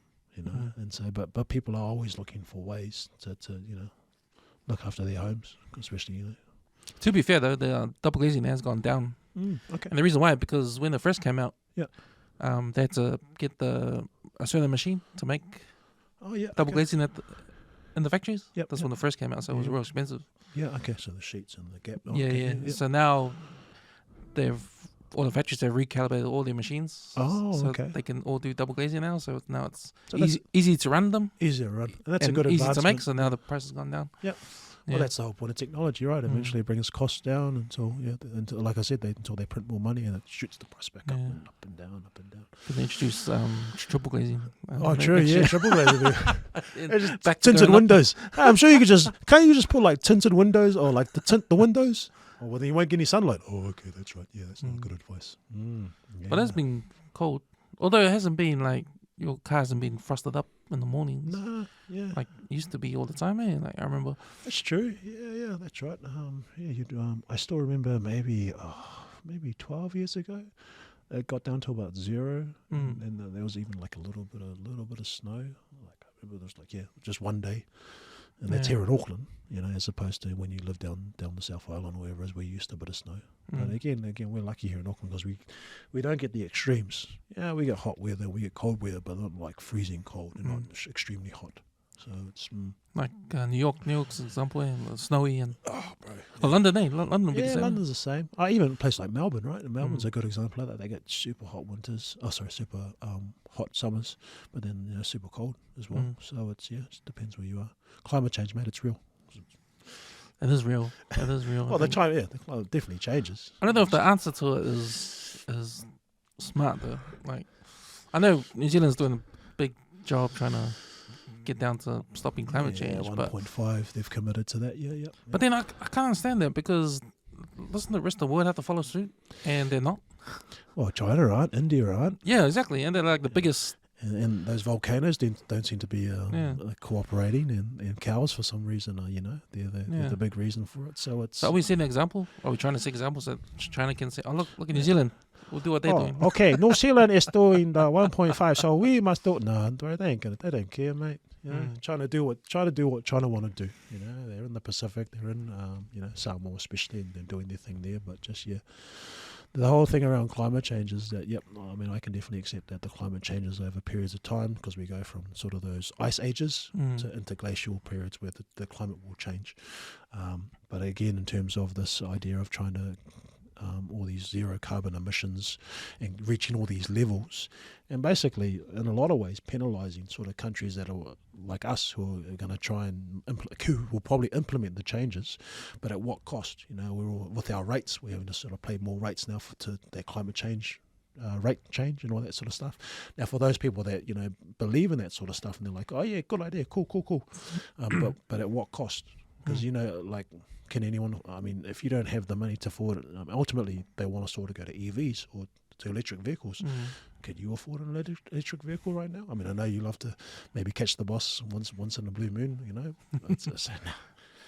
it's not the way to sort of do it. You still need to rely on sort of the old, more reliable ways of heating and doing all that sort of stuff. So, I remember when last time we chatted about, again for you, because of your work, it's still the same price to drive to work as it is to catch the bus. Yeah. Okay. Even if it's half price, What if it was free, like for Anana, like Officer was proposing? Well, I'll do it. Okay. If it's free. Yeah. Because it's free. It's free, but how does it get paid for though if it's free? Who pays for it to make it free for you? They want to catch the bus. You pay for it. They can take the money out of the bloody cycleway fund. Well, that would be a good idea because you don't need maybe to ride a bike anymore. Maybe just widen the lane so people can ride. I used to ride the odd bike if I hadn't broken it, and on the footpath, and not too many accidents. But now you want to have a designated cycle lane, which they spend stupid amounts of money on. It's crazy. See, I didn't think it was a good idea, but then I thought, am I saying that because I'm not riding my bike? Well, for those if I was riding a bike, maybe it would because. Thinking for the health benefits, well, that's your exercise for the whole day. Probably good for us. It's cheap. You don't have to spend money on petrol and that. It's good for the environment. Well, right? Depends on how far you have to travel though, and how fast you've got to get to places. Yeah. If you have a job, where you've got to go to different places and travel quite a distance, well, I guess that's where those electric cycles or those scooters sort of come in. Because I heard that they were gonna take away the car parks at the schools, so the teachers can't really drive. Ooh. Because their goal in 10 years, they had a 10-year goal. I heard it on the radio. Oh yeah. They had a 10-year plan of making every kid in the country able to bike to school because it's safe. Oh, okay.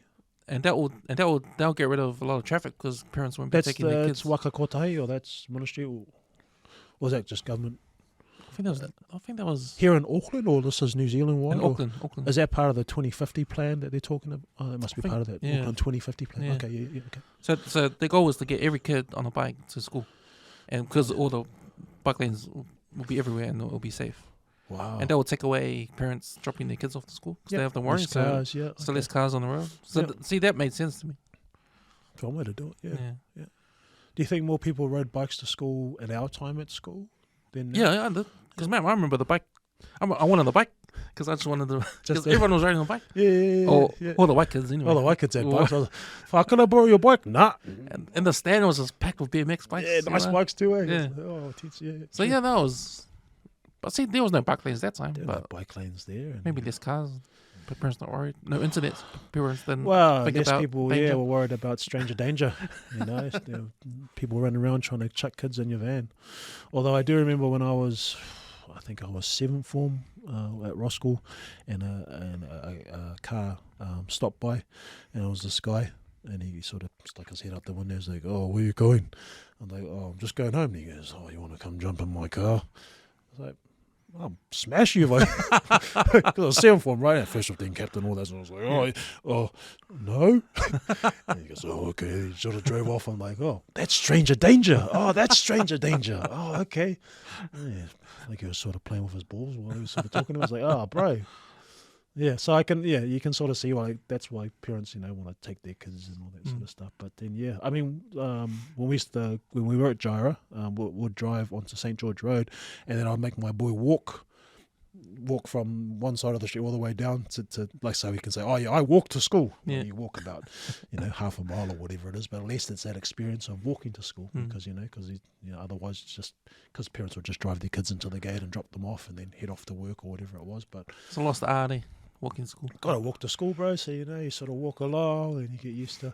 We used to walk. When I used to walk to, even when I went to Roskell, there was this walking from, if you know where May Road is, Denia, where I was living. There was, or actually more on the way home, would always go pick the feijoas or the guavas and then there was a nice family that said, "Oh yeah, help yourself," because they were a bit old, and they just said, "Oh, they'll always let us come," and that's sort of one thing, just walking to school, picking up your mates, getting to school, and then and sort of at least it sort of starts you on your day. But now it's like, you just have congestion, people just, then having domestics over, "Oh, you're driving too slow," or whatever it is. Crazy. I was listening to Jordan Peterson talk about one of his solutions to stopping climate change, like helping the environment and that. You know, and okay. I think it made sense. Yeah, it made sense to me. He said the first thing you gotta do is tackle poverty. Yes. Because when you're in poverty, you don't care about the environment. Yeah. You just care about surviving. Yeah. That's your priority. Yes. So you get these people out of poverty, then they'll probably start caring about, And what's, I guess, if we're talking about systems of government, what's pulled people out of poverty? Capitalism or socialism? Capitalism. Because it's given Incentive. people incentive and opportunity if people want to make those changes. And that's something that they talk about in terms, if you're in a developing country, climate change can be a bit more of a risk because you don't have the infrastructure, you don't have buildings. So if there is some sort of natural disaster, well, then you're not as protected. But if you live in a shanty town in a developed country, well, of course your shanty town's going to get knocked over. Although a lot of the sort of hurricanes that are going around can even topple the biggest buildings. But that's a really important point.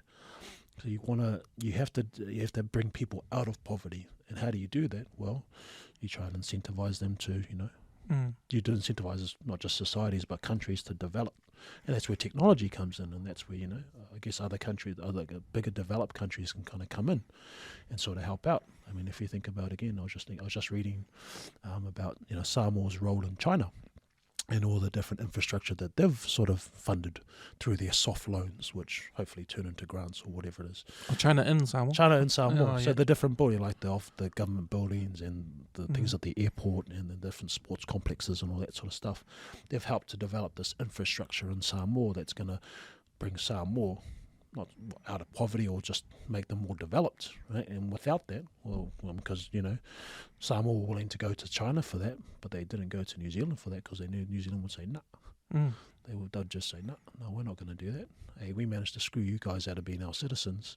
If you think back to Whalemai Lesar's story, right? You know, how all the way to the Privy Council, you know, and all that sort of stuff. It's like, man. So again, you can see why when it comes to diplomatic relations and all that sort of trade and stuff, yeah, it's not necessarily always your neighbours that you're going to end up going to. You're going to go to the people that can provide what you need. And again, if to bring, because Samoa's gone through, you know, Cyclone Ofa and all the tsunami and stuff, you need infrastructure to be built. And if you can't get that from within your own area, well, then of course you're going to get elsewhere. So those connections, like a lot of my mates that are in China studying at Chinese universities, I think they even have like Samoan language offered at some of the universities to build that connection, to foster that connection. Now, does that mean there's not the potential for abuse? And we all know China and their civil human rights violations, the CCP that is, as opposed to the Chinese people.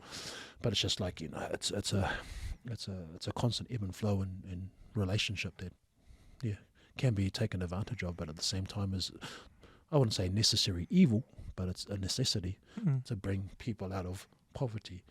Because when we think about poverty for us is, you know, the Wi-Fi going out, you know, or not being able to get your Uber Eats.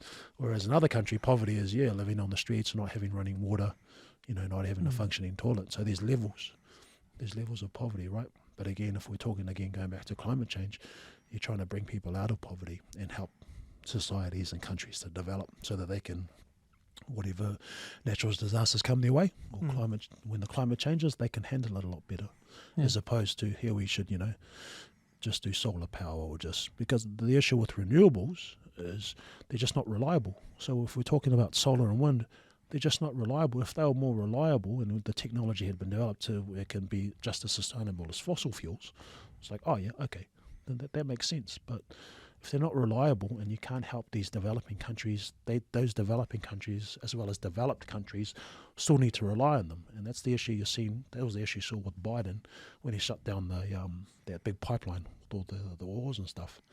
It's like, and now you're having to rely on other countries for your oil and stuff. It's like, well, why did you shut down your own supply of it? So it just doesn't. I think America shut down those wind turbines. Wind turbines. Too expensive. So you've got like thousands of these wind turbines just sitting there doing nothing. Hey, it looks cool, like in a poster. And I remember we used to, my cousins in San Jose and San Fran, we used to drive along. I was like, wow, look at those things, they're massive. Yeah. And then next minute they don't use them because they're not sustainable. And that's why people, I think we're sort of going on with climate change, anti-climate change, but it's more like even people talk about nuclear energy. I mean, because, you know, there's no carbon in that. So it's not like having an effect on but I guess people probably watched too many episodes of The Simpsons. I think works inside but I mean nuclear, like around Europe and like around European countries, France. I think France is a good example of a country that, I don't know what the percentage is, but it's reasonable that they use nuclear energy because that's the best for the environment at the moment, nuclear energy. Yeah, in terms you still gotta keep it. You still contained. Gotta contain the toxic waste. Yeah, sure. Yeah, but it's safe.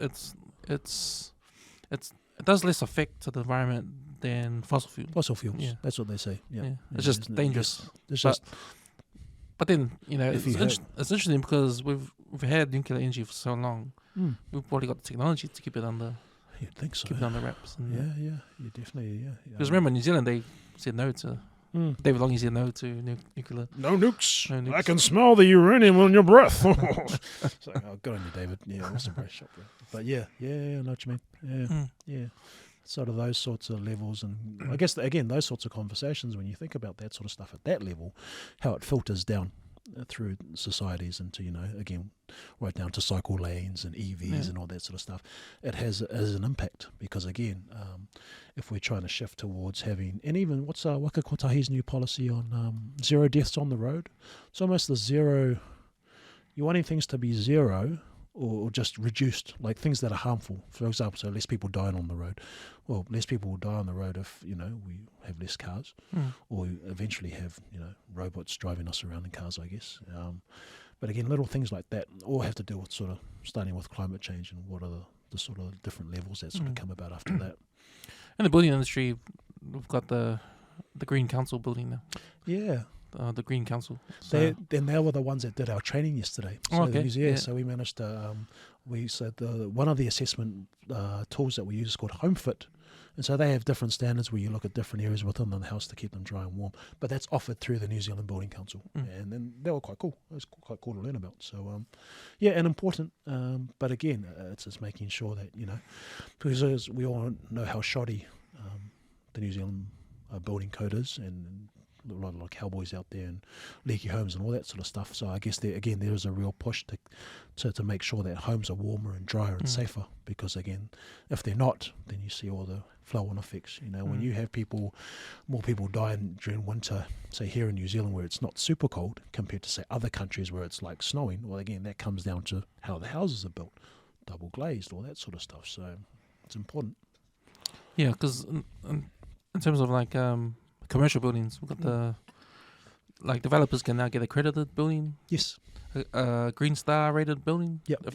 If they go by these rules of how to build this building. Yep. In terms of like safe for the environment. So yes. there's a lot of things all the boxes they have to tick. Yep. Sure. Right. Like even where you install your plant. Oh sure. Because health and safety comes in it too. Yes. So if you store your plant at the top, then you got to build you have to build some access to it. Oh right, yeah. Which which gives a chance for people to fall. Yeah. So you build it on the ground. Yes. Stuff like that. You You use renewable materials. Yep. You use local materials. Yep. Don't go overseas.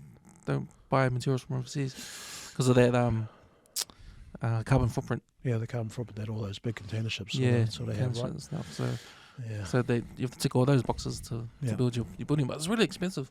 Oh man. It's really expensive for these developers to get a 5-star rating. Yes. It's jump through a lot of hurdles or hoops to sort of do that. Yeah, but that's the way it's going these days. Yeah. And I guess with the shortages, especially at the moment with jib, right? Jib board seems to. Oh man, that's killing people, bro. You need those jib boards. You need to get rid of that monopoly. They need to get rid of that monopoly because have you heard they even trademarked the colors? Oh really? Yeah. Oh, okay. Like so you know Aqualine. That? Oh okay. Yeah, so Aqualine is green. Yes. And all that. They've trademarked the colors, so that means that if you want to get overseas plasterboard into the country, they use the same colors too, but they can't use it here because of they trademarked the colors. There you go. Man, it's almost stupid. Almost as cutthroat as the supermarkets, bro. What's going on? Good Lord. There you go. Yeah. People holding on to their privilege in society. You got to keep the shareholders happy. Yeah. And so you got to do a bit of jib boarding engineering. It's got to do the engineering to make sure that you keep your place. Oh, they're a powerful way that because it's Fetchers that owns them. Yes. So they're pretty powerful way. Yeah. Wow. Yeah, you're right. Almost as bad as the duopoly we got of the supermarkets. Wow. Squeezing everyone out. Wow. Are you going to go shop at Costco when she opens up? You got a card? No, I've got a card. You got a card yet? Nah, I couldn't be bothered waiting in the line. And then because Pack and Save are sort of doing under $3 petrol at the moment, I just still shop at Pack and Save. But off the 10 cents. Off yeah. I think it's still a little bit cheaper than But no, I can't say. But I mean, I guess we'll see. I normally go for a bit of a waddle or walk/jog out that way up to Costco's. I'll have a look at the petrol. I'm like, oh yeah, sweet. If only. Oh. Have you been to Costco overseas? When I was in the States, I think we went there. Yeah. Oh my gosh, massive. It's good. It's a good place. Saw the coffins. I was like, oh, that's a nice coffin. Oh, that's a nice weapon. Bang bang. Oh, okay. Pretty much everything, except for they won't have alcohol because they don't have the trust. Wow. Out west. So. Yeah, I enjoyed you guys chat with the guys from the talking about the trusts and the water guys. Yeah, they were awesome. Yeah. Got to get a bit more insight into sort of how all that works and how people can push back against it and all that sort of stuff. So Nick, he's been involved for a long time now. Just trying to get some nice quality bars out west. Make a difference, brother. Bro, make a difference. We went out to we were in town. What's the bar we went to? Oh man, I've forgotten, bro. But we went out Friday night, and it was a really good live band. They were awesome. Yeah. And I was like, I remember Cam's right, man. We should have some of that stuff out west, and then you don't have to travel as far. Yeah, but we can't, Yeah. But that's the thing. What we talked about, like these business owners, these people that know the know the bar industry, you know, the hospitality industry. Yeah. That you know they go overseas, they check out the experiences overseas, come back. Yeah. They want to build a bar. Mm. You know, they come over out west and they turn back because they can't do it here. Yeah. Oh, it's a shame. Because the trust has to own the bar. Yeah. know? Yeah. Yeah, so all that creativity is getting pushed out of It West is. Auckland. Yeah. And we can't go anywhere here, so we have to go out too. Yeah, Yeah, head so into it's- town or head out south or yeah. whatever it is. And it's but yeah, there's something about live entertainment. Mm. I think about live entertainment just, you know, because I guess, you know, when you're a bit younger, you know, you go to a nightclub and all that sort of stuff, and it's exciting because, you know, you might get in because you're underage or whatever it is. But as you get a bit older, you just want to go somewhere. Yeah, let's hear some good music, Yeah. even have a meal, and then enjoy your night, and then make up a few stories the next day. But just it's the lack of quality, I guess, west side entertainment. Mm. It's sad. It's sad, bro, because crazy. I want to go back to what you were saying about the Pacific Islands in China, Okay. because the only narrative I see in here is what on the news and on social media, Yeah. and what they're saying is it's a deal with the devil. The Pacific Islands is a deal with the devil, but your perspective is a little bit different. You're looking at the positive side of it, right? I try and look at both sides. Mm. And like I said, I think I used the term a necessary evil. Because again, in order for Samoa to grow infrastructurally and all that sort of stuff, and to bring itself out of poverty and become more of a developed country, you need to find those avenues. And I guess that's what Tula Epa did, and that's what Fiome is going to continue to do, because she has to do what's best for Samoa. Yeah. Because to be honest, you're right. New Zealand and Australia didn't do jack shit. Well, and again, there are Samoa's nearest neighbours.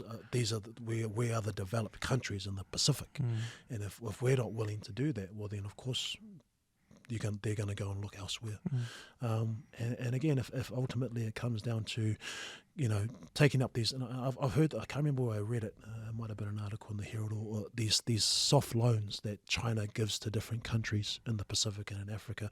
And by soft loan, I mean they make it a lot easier for them to be paid back. I don't know what that entails exactly, and even to the point where those soft loans turn into grants, where they say, oh, okay, let's just say we've given you that money, but then Patrick always says this, until they say, oh, no, we need to come back in. Oh, no, you need to pay in full.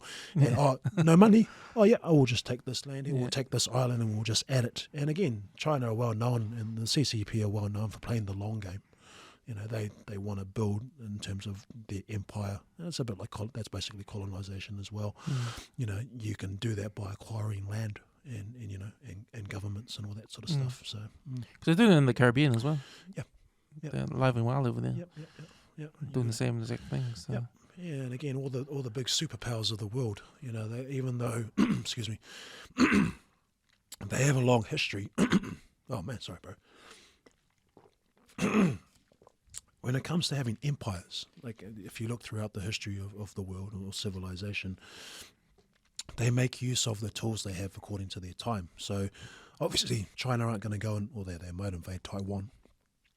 They're not going to go and invade the Pacific and take over the country and take it, but they can do it softly. They can go in and say, oh, hey, look, Australia and New Zealand don't care about you. You've got a minister that doesn't even know who you are. So maybe because she's a Maoli. And then, you know, here's some money. Take that money, use that money to build yourselves up. We can help you, but we will come and ask for that favour. I'm like the Godfather. One day. So I'm like, oh, okay. So yeah, I can see it from sort of both sides. And having spent time in China, and talking to my friends that live in China and study there at those institutes where they've got this connection between now Samoa and China. And again, when you look at the history of Chinese people in Samoa, they went there just like everywhere. They send them around. That's the asset they send. Chinese people get sent all around the world so that they've got a foothold. Yeah. And then when the time comes, then they'll strike Crouching Tiger.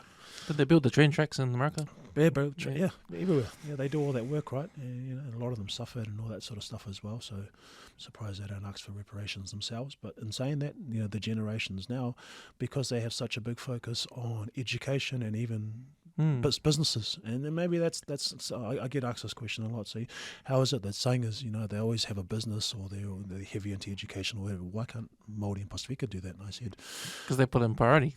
That's the priority. That's that priority is made at their culture, sort of. Yeah, definitely ingrained into their culture. And that's an Asian thing too, because if you include the Indians, they're like that as well. Yeah. Southeast, no, they can be. Well, it's such a big population though as well, right? Yeah. Like, man, jeez.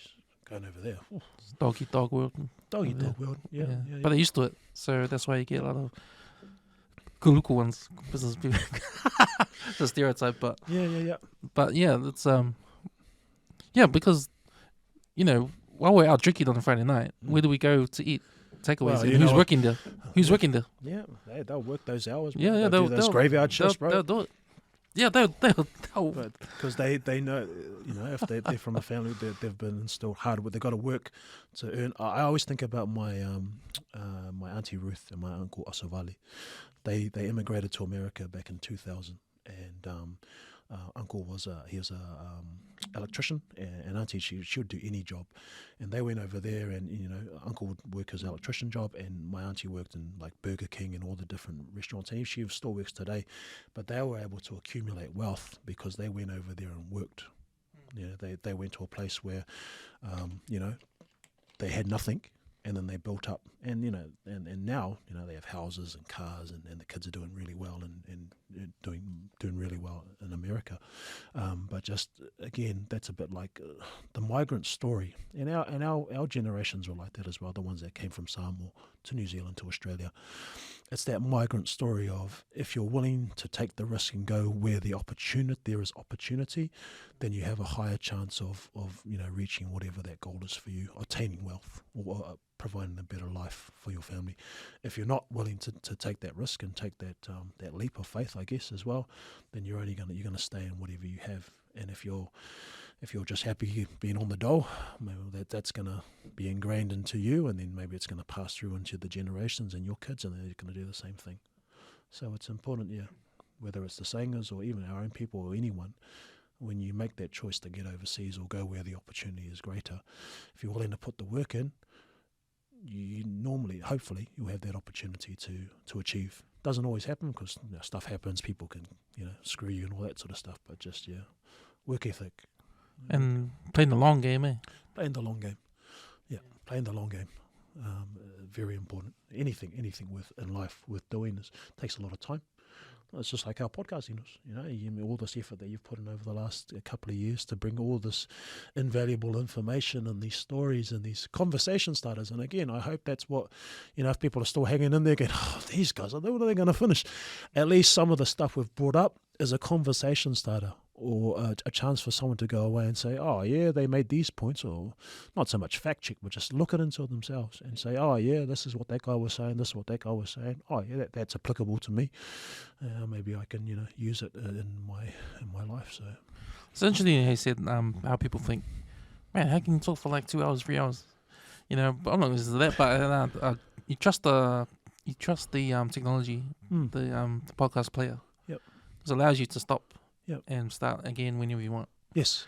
Yeah. Like I always think to myself, use the technology allows you to listen to a 3-hour podcast. Yes, it does. It's not going to take one day. No. It might take 3 days. It might take a week. But yeah, you can. It's like an audiobook. Audiobook's what, 8 hours, 12 hours? Yeah. I like to listen to most podcasts in double speed, which is probably why I don't get a lot of the facts right most of the time. But again, it's So it's interesting because when I listen to a normal speed, I'm like conversation seems really, really slow, and I think all of a sudden my brain has now switched to hearing things in double speed.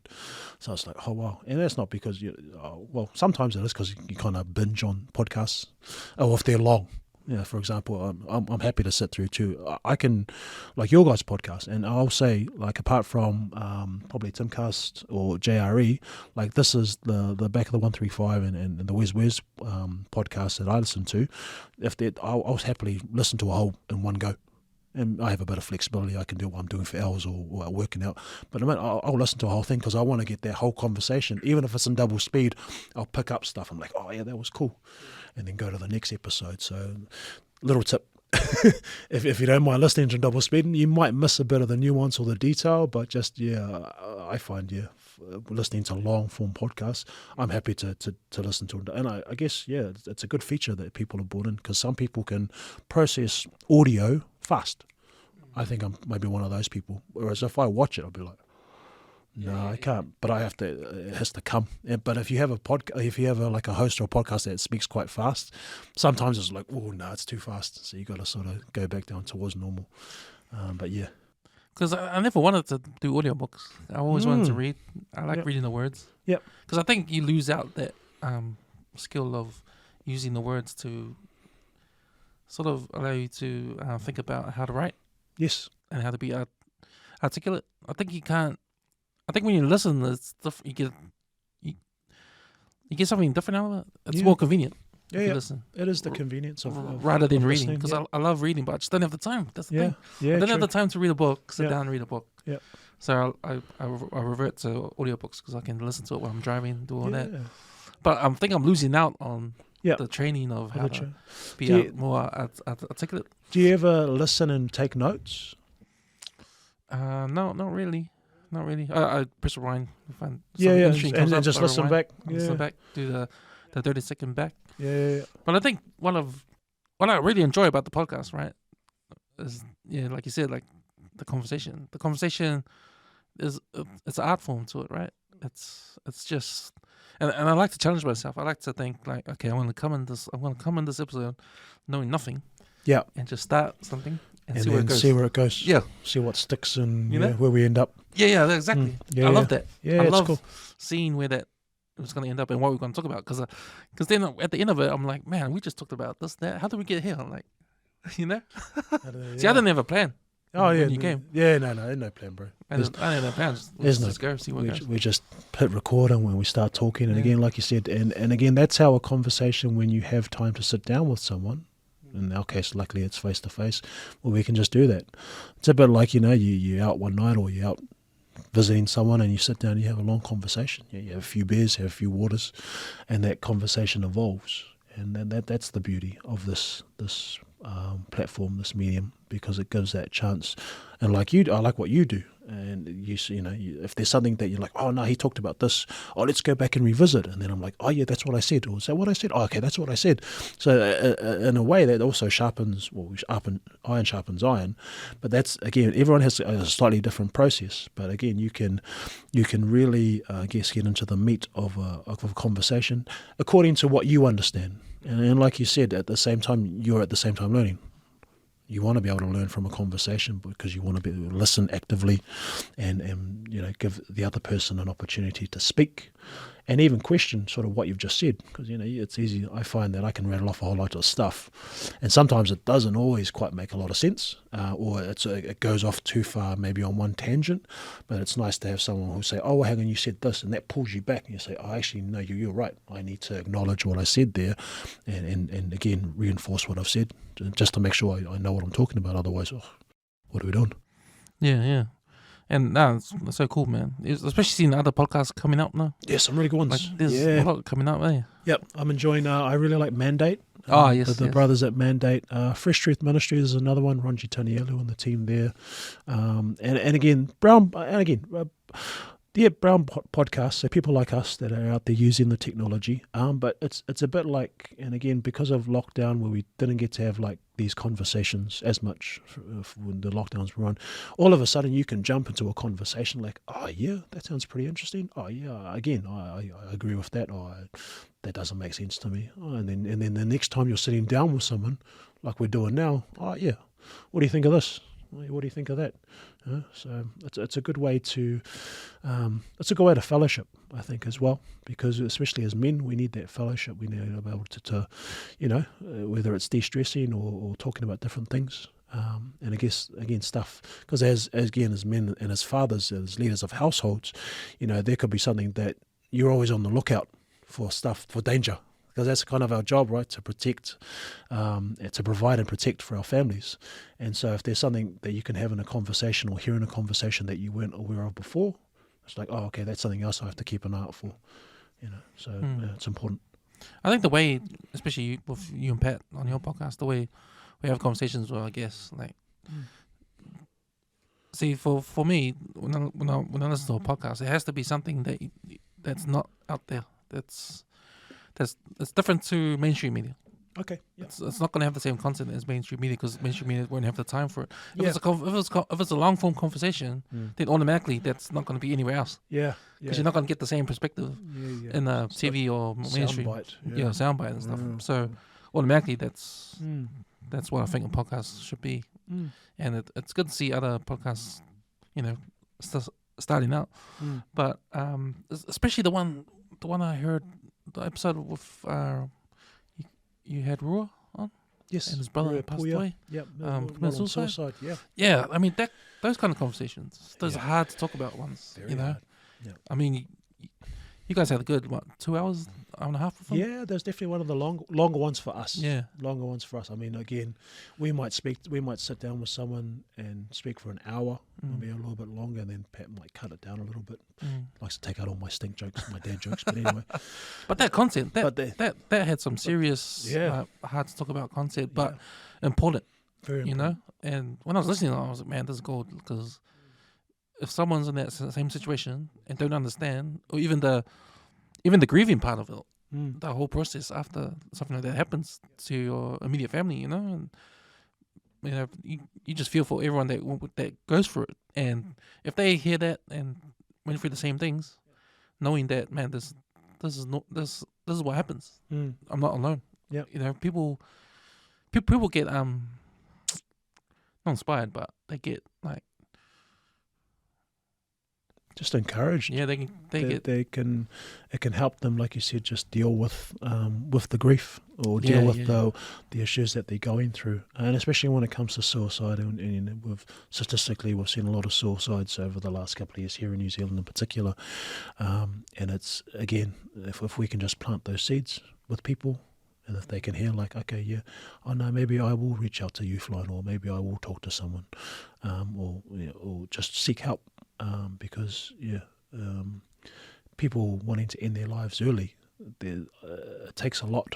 I think it takes a lot to get to such a dark place that you would decide, well, life isn't worth living, so I'm going to take this other option, which is I'm going to kill myself. And it's like, I can't say I've ever suffered with depression. I mean, Pat's gone through a bit of depression, and he shared a lot about that in those dark places. But again, people need other things to lean into to help them to get through life, because you need different crutches and people to lean on and lean into, and things like if you have a faith as well, which is important. So, but yeah, that episode was a long time coming, because Pat, I think he wanted to get it ruined a lot earlier. But it just came down to timing, and then the man was, unwell as well. But when it happened, bro, I was just happy to sit there, just sit there and listen, and to hear about that experience, because of the impact that it had on him. Obviously, his whole family, because his whole family were very involved in the community, and that sort of just changed that whole dynamic.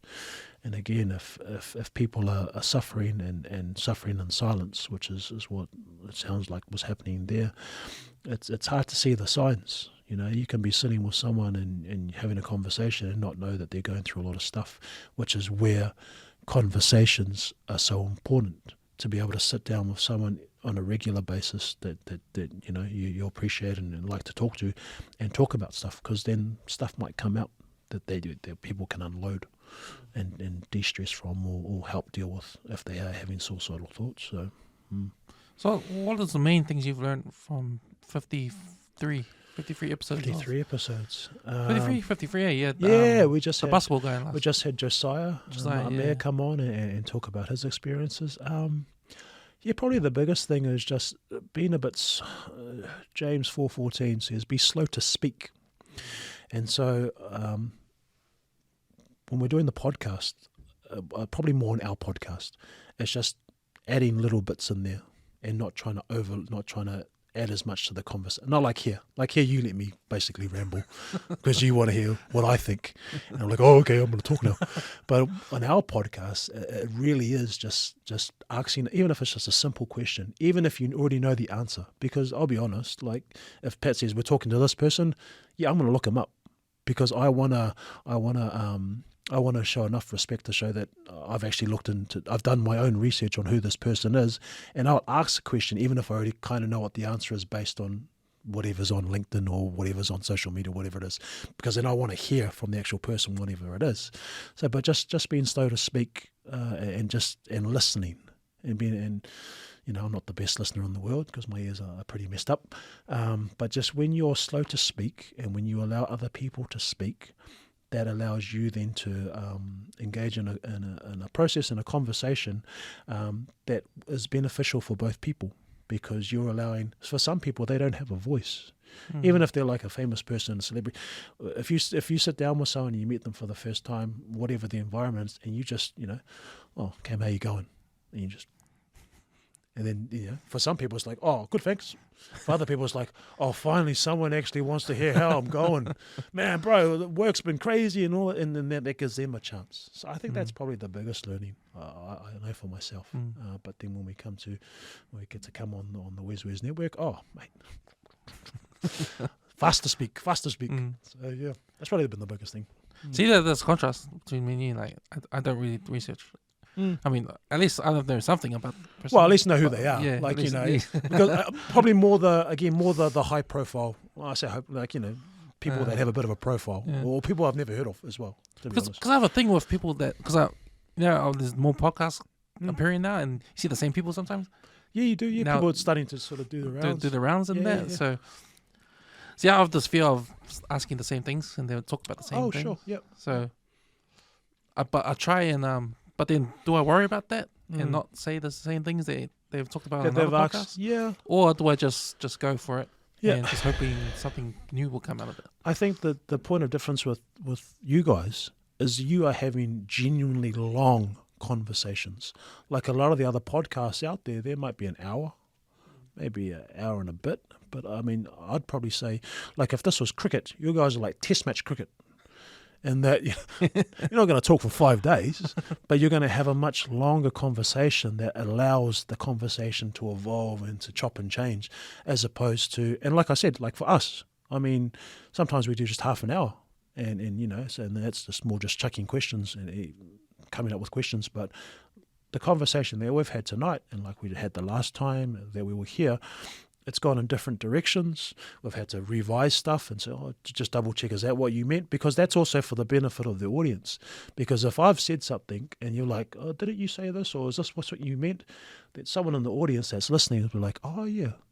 They want to figure out the same thing. So that's where length and time and the beauty of what you do here, because you allow time for a conversation to develop and, again, chop and change if it needs to, or be revisited. And I think I'll be honest, bro, I reckon that's a lot more important than trying to get something into a sort of a snazzy package. Because again, if people's attention spans are supposedly shorter these days, so people are less likely to sit and listen to a long podcast, or like you said, you can break it up. And it's not like it's not like we have a plan and this is what we talk about here, and this is what we talk about here, and this is what we talk about here. But again, because the way that people digest information is different, I think it's nice to have a long-form conversation. Yeah, especially with a guest. Yeah. Because it gives them that opportunity, like you said, and, it's a platform for the guests to learn. For me to learn, you to learn, for the audience to learn. For the audience to learn. Yeah. Yeah, we can all learn. Yeah, and I've sort of realised that when it comes to having a guest on Back 145, and it's good. Just trust the technology, trust the podcast player, allows you to listen to a 3-hour conversation over a period of time. Trust that, and then, because our other podcasts we do, like the sports ones and that, like, see that you can't really talk for 3 hours on the. It's got to be a bit more punchier. Yeah, it's got to be more punchy, very punchy. It has to be. And if you're talking about a movie or a game, then think about the time it takes in peak hour traffic.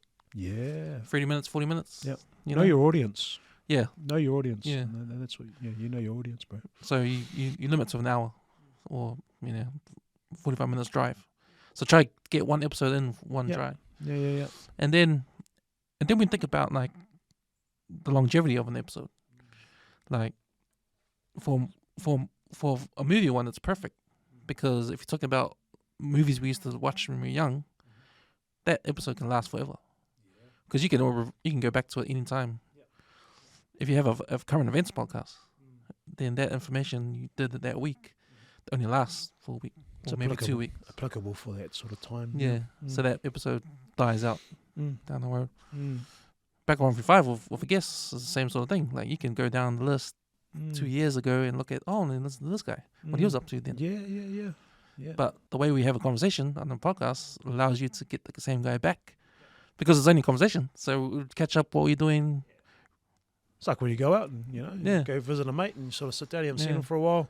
What's been going on with you and all that sort of stuff. So yeah, exactly. And I think what happens when I hear other podcasts around, when it's always the origin story of someone, like, okay, that's cool. But then that same person might be on another podcast, an origin story again. It's the same origin story again. You need a prequel and a sequel sort of thing, yeah. So I think with the conversation thing, what's happening with you now, what can we talk about, then, you can come back another time. Because when those origin stories, see, would they invite him again later on? That person again later on. We're going to talk about origin story again. Yeah, you kind of want to see an evolution or a development of a character, a specific character. What's their arc, or what's their journey? And if you can capture, whatever is 2 or 3 or whatever, those types of conversations with people over a longer period of time. And at a reasonable level, you really get to understand how people think and their values and their morals and their ideas and what influences them. And again, it's like, wow. And then, who knows, in a year's time, I might come back and totally say something else. And we're like, oh, no. Because again, that's it's a bit like trusting the science. Whatever information you're given, that'll dictate what you think and believe. You can change your opinions on things. You can think one thing this year and then all of a sudden be exposed to all the stuff that happens in the course of a year and then come back and say, oh, no, I was wrong about that, or that wasn't quite what I thought it was, or whatever it is. Yeah, and that's important too. Yeah. And I like to think I'm that kind of guy that can change my opinion if I hear something better. Yeah, well, you should be able to, right? Like, don't be beholden to just thinking one way. That's sort of the important. That's what the scientific method is, right? Science is about disproving science and always coming up with the better answer, right? So, yeah. And that's what. Now that you sort of mention that and talk about that in terms of your vision and how you try and how you want this podcast as a platform to, or what you want it to be. It's like, that takes a lot of deep thought. And also, when we talked about community good, I think that's a really good thing to have in the community, because there are people like yourself out there that are willing to put that time and effort for very little financial, if not any reward, but still allow that process or that to develop so that people can get something out of it. And I think and it provides, and that's why I remember you told me you went to, was it AUT or Unitech, where you talked about when you went and talked about being a podcaster? Oh, AUT. Yeah. Man, so I would hope that the people that are podcasting at AUT would listen to see the evolution, and again see your vision behind the network based on in America and all that sort of stuff, that sort of network, but how it evolves and how you, in terms of over a long period of time, longevity, can sort of maintain putting this content out, and not just for the sake of it being like a vanity project, but actually engaging people, and whether that's a small number of people that are dedicated just to watching, or that grows over time. Either way, it's a good thing.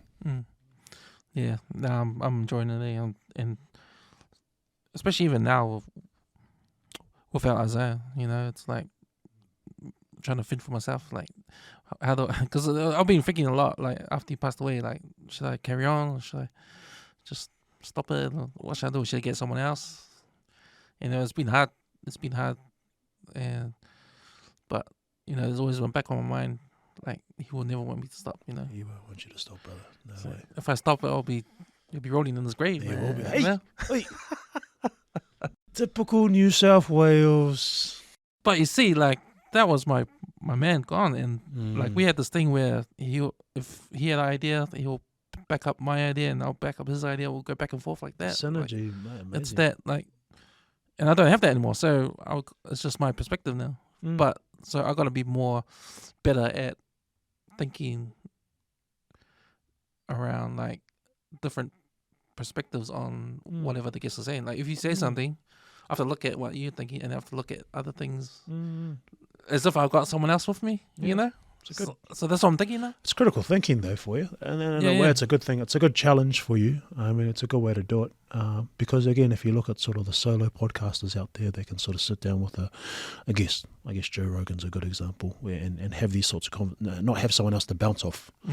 You know, it's tough, and you know, and at the same time, you can also get into that trap of just sort of saying the same thing over and over and never sort of changing your perspective. Even when you're presented with good information, it's like, oh yeah, no, you're just stuck on sort of your own buzz. But yeah, it's definitely I mean, I have to say, I think that's what I missed because as I will not agree with what I say sometimes, and you'll call me out. And I'm like, what? Oh, yeah. You guys have that rapport and that bond like brothers do. Say, hey, bro, stop being a dick, man. What are you talking? Bro, we're going to turn off the podcast and stop listening to it if you keep going down that hole. So, yeah. But it is what it is, man. I just got just carry the torch and keep doing it, brother. See where it goes. And you got some good people around you as well now. Yeah, and like I said, I've been listening to the content and just it's nice to hear those voices. But I know where you stand on a lot of things. But it's like you said, it's good to have other people to bounce off and then sort of bring different perspectives to see how that sort of lines up with what you think. And again, if that's what you think, cool. If it's not, and I often try and say this, we're not always going to agree. But for some reason, a lot of the people that we sort of talk to, there's always the level of agreeableness. And Jordan Peterson talks about this. It's your level of agreeableness. If you're having a conversation with someone and you don't agree with what they say, but you have a high level of agreeableness, well, you're just going to keep that to yourself. If you don't, or if you don't have a close relationship because you don't want to jeopardize the friendship, for example. But like you and Nils, you guys have such a close bond that you can call each other out on stuff, and that makes the podcast stronger. Because if you just agree, if you affirm and affirm, well then it's not going to really go anywhere. You need to. It's a bit. Yeah, and that's kind of what we're looking at today when we talked about anti-smacking belt and all that sort of stuff. There seems to be just this real push to just always want to affirm people and just to be good to them, not good for them. And I think even Jordan Peterson talks about, and that's why I sent you that What is a Woman documentary with Matt The Gender Walsh. Girls, they did the podcast on it. Oh, cool. Yeah. Oh, I didn't catch it. Oh, I will definitely go look that up. Cool. But again, he talked about there's no such thing as an affirming therapist. Your job as a therapist isn't just to affirm someone, whatever someone's going through. Your job is to help them. If you just affirm people and say, oh yeah, no, it's okay, you just keep doing that. Well then, if it's someone like trying to lose weight, if you keep telling someone, oh no, you're okay, if you don't make the changes, you're not going to get any healthier. And so that's important to do as well. We try and do the same thing for our kids or whatever it is. You want people to, again, be good for people, not good to them. Because if you're just good to them, eventually they'll have problems. Nice. So I'm going to definitely look that episode up, bro. That's right, cool. So what's coming up next for you guys, you and Pat, on the podcast? Oh, I'll be honest, it's a bit of not hiatus, but just a bit of a break at the moment. Oh, really? Okay. Pat's pretty busy at the moment, and because I guess we've had a few podcasts in the can that he's been able to sort of slowly release. I can't say we'll probably catch up soon. We haven't got anything sort of planned, to be perfectly honest. I guess it's our podcast is very seasonal. And that, depending on, it's rugby season right now. So for him, he's trying to capture as much of, because his boy Noah, he's about to finish up at uni, probably go to Japan, play some footy. He's trying to get named in the. He's in the bees. Yeah, he's in the bees. And so I think for him, it's just trying to capture, he captures all the varsity games. He's actually putting them all together, so people are watching them and stuff. I think maybe after the season finishes up, we'll probably do a few more, but nothing sort of planned. Again, the podcast for us has been a chance just to sort of enjoy each other's time, but we also we get together and jump in on his instruments and have a bit of a play as well, and I guess that's where we can still have that fellowship even if we're not having podcast conversations. So but nothing planned, but then once we sort of get people in again, we'll start chatting again, or we'll chat amongst ourselves, and we'll see how we go from there. Cool, man. Awesome. That's us. Jack, brother, thanks for coming on. Thank you. Back on the bus again. Back on the bus, bro. Best place to be. Guitar in one hand. There you go, heading on another season adventure. But again, also thanks for having me. I really appreciate it. Appreciate you and what you're doing here. And to catch up with you again, minus the bro as well, is yeah, it's sad in one sense, but also awesome to see that you are continuing. You are continuing to do your thing, and you're continuing to bring others along with you. And, again, I think providing a good service for the community. Again, it's not financially rewarding as much as I think you should you should get some sort of financial reward out of it. But when you're sharing stories and sharing content and giving people creating a community where people can come in and share their stories, and Afakasi Scoop have those sorts of conversations. Did I see something about a dildo? He's using a dildo when your man's asleep. I was like, okay, I'm gonna have a watch of that one, listen to that one. But that's what I meant about it's not anywhere. I mean, that's the point of their podcast, like to have three Samoan girls, talk about these topics that no one scared to talk about. On our minds, but can't say. No, doesn't that agree that level? Yeah. I mean, that's the point of difference. Yeah, and then that's what you're providing us. That's you continuing what you guys started, but that's what you're gonna keep doing. So keep it up, us. Well done. Cheers, brother. See you, bro. Bye. Bye.